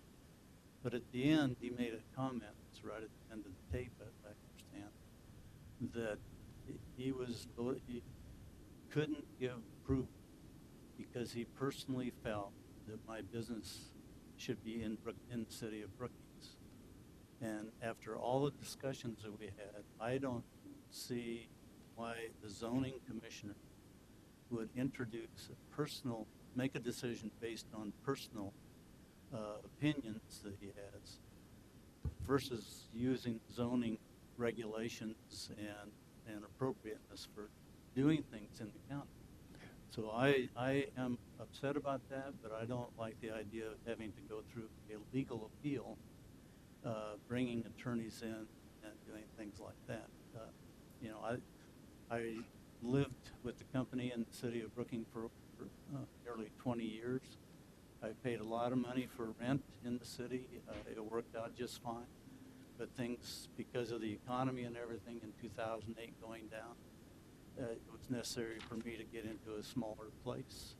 And the city asked me to vacate the Swift Hell building, which I did and was able to do that because Mark Jensen had a building that was available, and it has worked out just beautifully being in the country.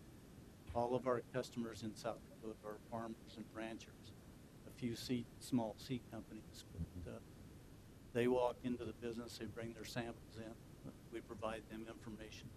It's not detrimental in any way that I can see for ag, but going up to the highway and being on the highway where there's a lot of truck traffic and vibrations and things, and it's really good farmland as compared to the location that I was requesting to go on to, which is sand. To take good farmland and put a building on it didn't appeal to me and my family very much, but the location, I don't think that the vote was being taken on the location and on the reasons and the requirements for going on that land. I think I lost the vote because of a personal opinion that I should be in the city of Brookings with the building. Tom? I think this is about as far as we go. I mean, I think you need to Yeah. visit with Bob. We can't speak for that board member. No. And currently we authorize that board to make these decisions, and I'm afraid this is, So I have no alternative other than to go through the legal Is that what you're saying, or? I'm should- just saying discussion here for the commission is fruitless. They say visit with Bob. Yeah, I think it's, we recognize you in the audience. We have allowed you to come up and visit with us and explain and voice your Sure. dismay. Well, yeah, But we as a seated board can't make any decisions, and we certainly can't give advice. And so, you know, And we can't act on we this. we can't take any This- actions. This isn't an so- advertised. No, that's what they told me. Yeah. That's what Bob and Megan had, Yeah. Megan actually talked to me the most, and she felt that it was important that I have a good understanding as to what I really should do next, because Yeah.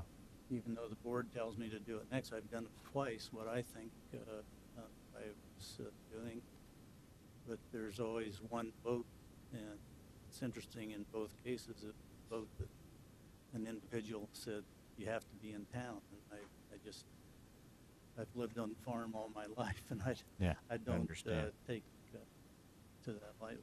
Sure. And I have to be in another building by the 30th of June, which is the deadline that the zoning placed on me for Lee Jensen's building. Okay, thanks for stopping by and voicing a concern. Appreciate it. Thank you. Folks, we've had a lot of correspondence in our packet.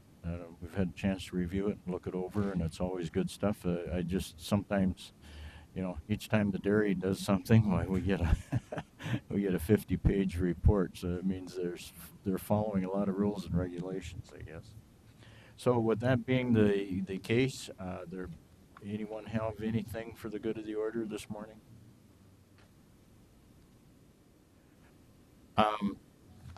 I don't know. Do we have enough topics today for a work session? We've got everything scheduled. We're working on our drainage thing to bring back shortly, and then of course, Ryan and I got our subcommittee that we'll be reporting on. I think, given everything, unless somebody's got a topic that they feel we need to address quickly, or The things Danny, I have written down are mosquito spraying. I don't know. I mean, we're kind of getting towards the end of the season for that as well. So maybe it's something, if you want to still get into it yet this mosquito season or not. I don't know. I also have, there was some discussion on that, on the homestead thing. I kind of with Bob about the 35-acre zoning, making some zoning ordinance changes with that 35 acres. The Cheeseman thing, but I think you said you wanted to get your director in place. We September did before touch that. something that came up during the planning and zoning meeting, that one of the board members respectfully submitted that we need to handle the 35-acre thing now and not wait for the comprehensive plan or recommendation from the planning and zoning. I told him respectfully, if the planning and zoning board wishes to ask the commission, I will do that, but I'm not going to do it for one board member. But that was a bit of a discussion also. So that 35-acre thing is, but the board didn't, at the end of the meeting, Bob gave it a chance. Does anybody else have anything else? And it wasn't touched. So, but one board member thought we should get on this right now. And okay. Right now we're going to go with the process. Just so, yeah, you touched on something. The other thing too was Aaron Wiersma, our IT specialist, was going to discuss some issues about some expenses that we might have for some security issues that we have, and I don't know if that's something that you want on a regular agenda, or if that's something you want to discuss at a work session. I think Aaron and I we've had numerous phone calls and discussions, and Aaron is working with with one of his professional organizations, and he's getting some information, and so we're in the process of gathering some information that we can bring back for discussion that will kind of be meaningful, so that will require money. Pardon? That will require money. It will require some money, but Aaron is doing his best to get everything kind of covered to the right, so that it's wisely spent. Danny?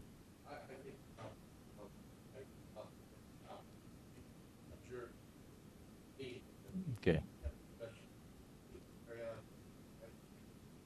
Yeah. Yeah. Well, we had this business about having more work sessions, and we are going to Yeah. go till noon, and I was just asking the question. Yeah.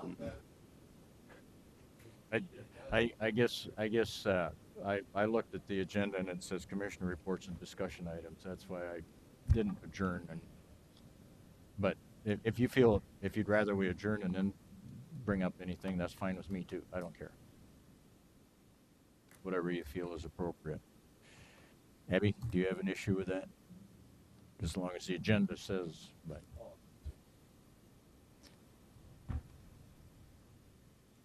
Did you have a topic you wanted to visit with a little bit about, Danny? Stephanie? No.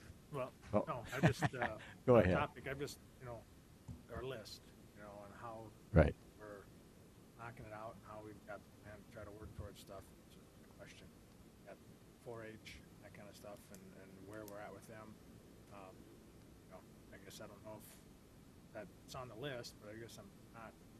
We have, moving forward. Right, and I think it was you and I talked a little bit about that the other day. We've had so many conversations about so many different things in the last couple weeks, but we do need to find out, we need to start a sense of direction for that whole thing, so it isn't. Because the city also is waiting, still waiting for us. Wait, they want to know what's going on. What's going on? I know we said we won't know anything for a year, but before we know it, it's going to be a year, and they're going to be sitting here going, Yep. What are you guys going to do? And are we waiting for building sites? Are we waiting? Where are we at on it? That's my question and stuff. And I think, have a list of future work session topics, but I'll back. So we should have a list. Prioritize. Yeah. Exactly. Stephanie, do you guys, excuse me,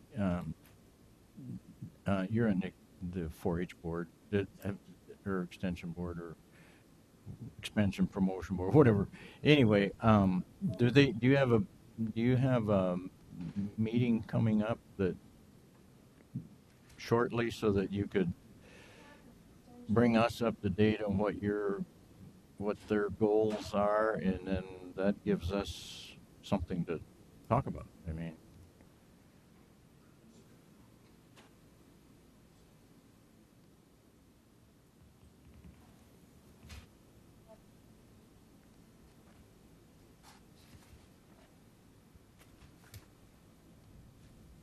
so we get a little time frame.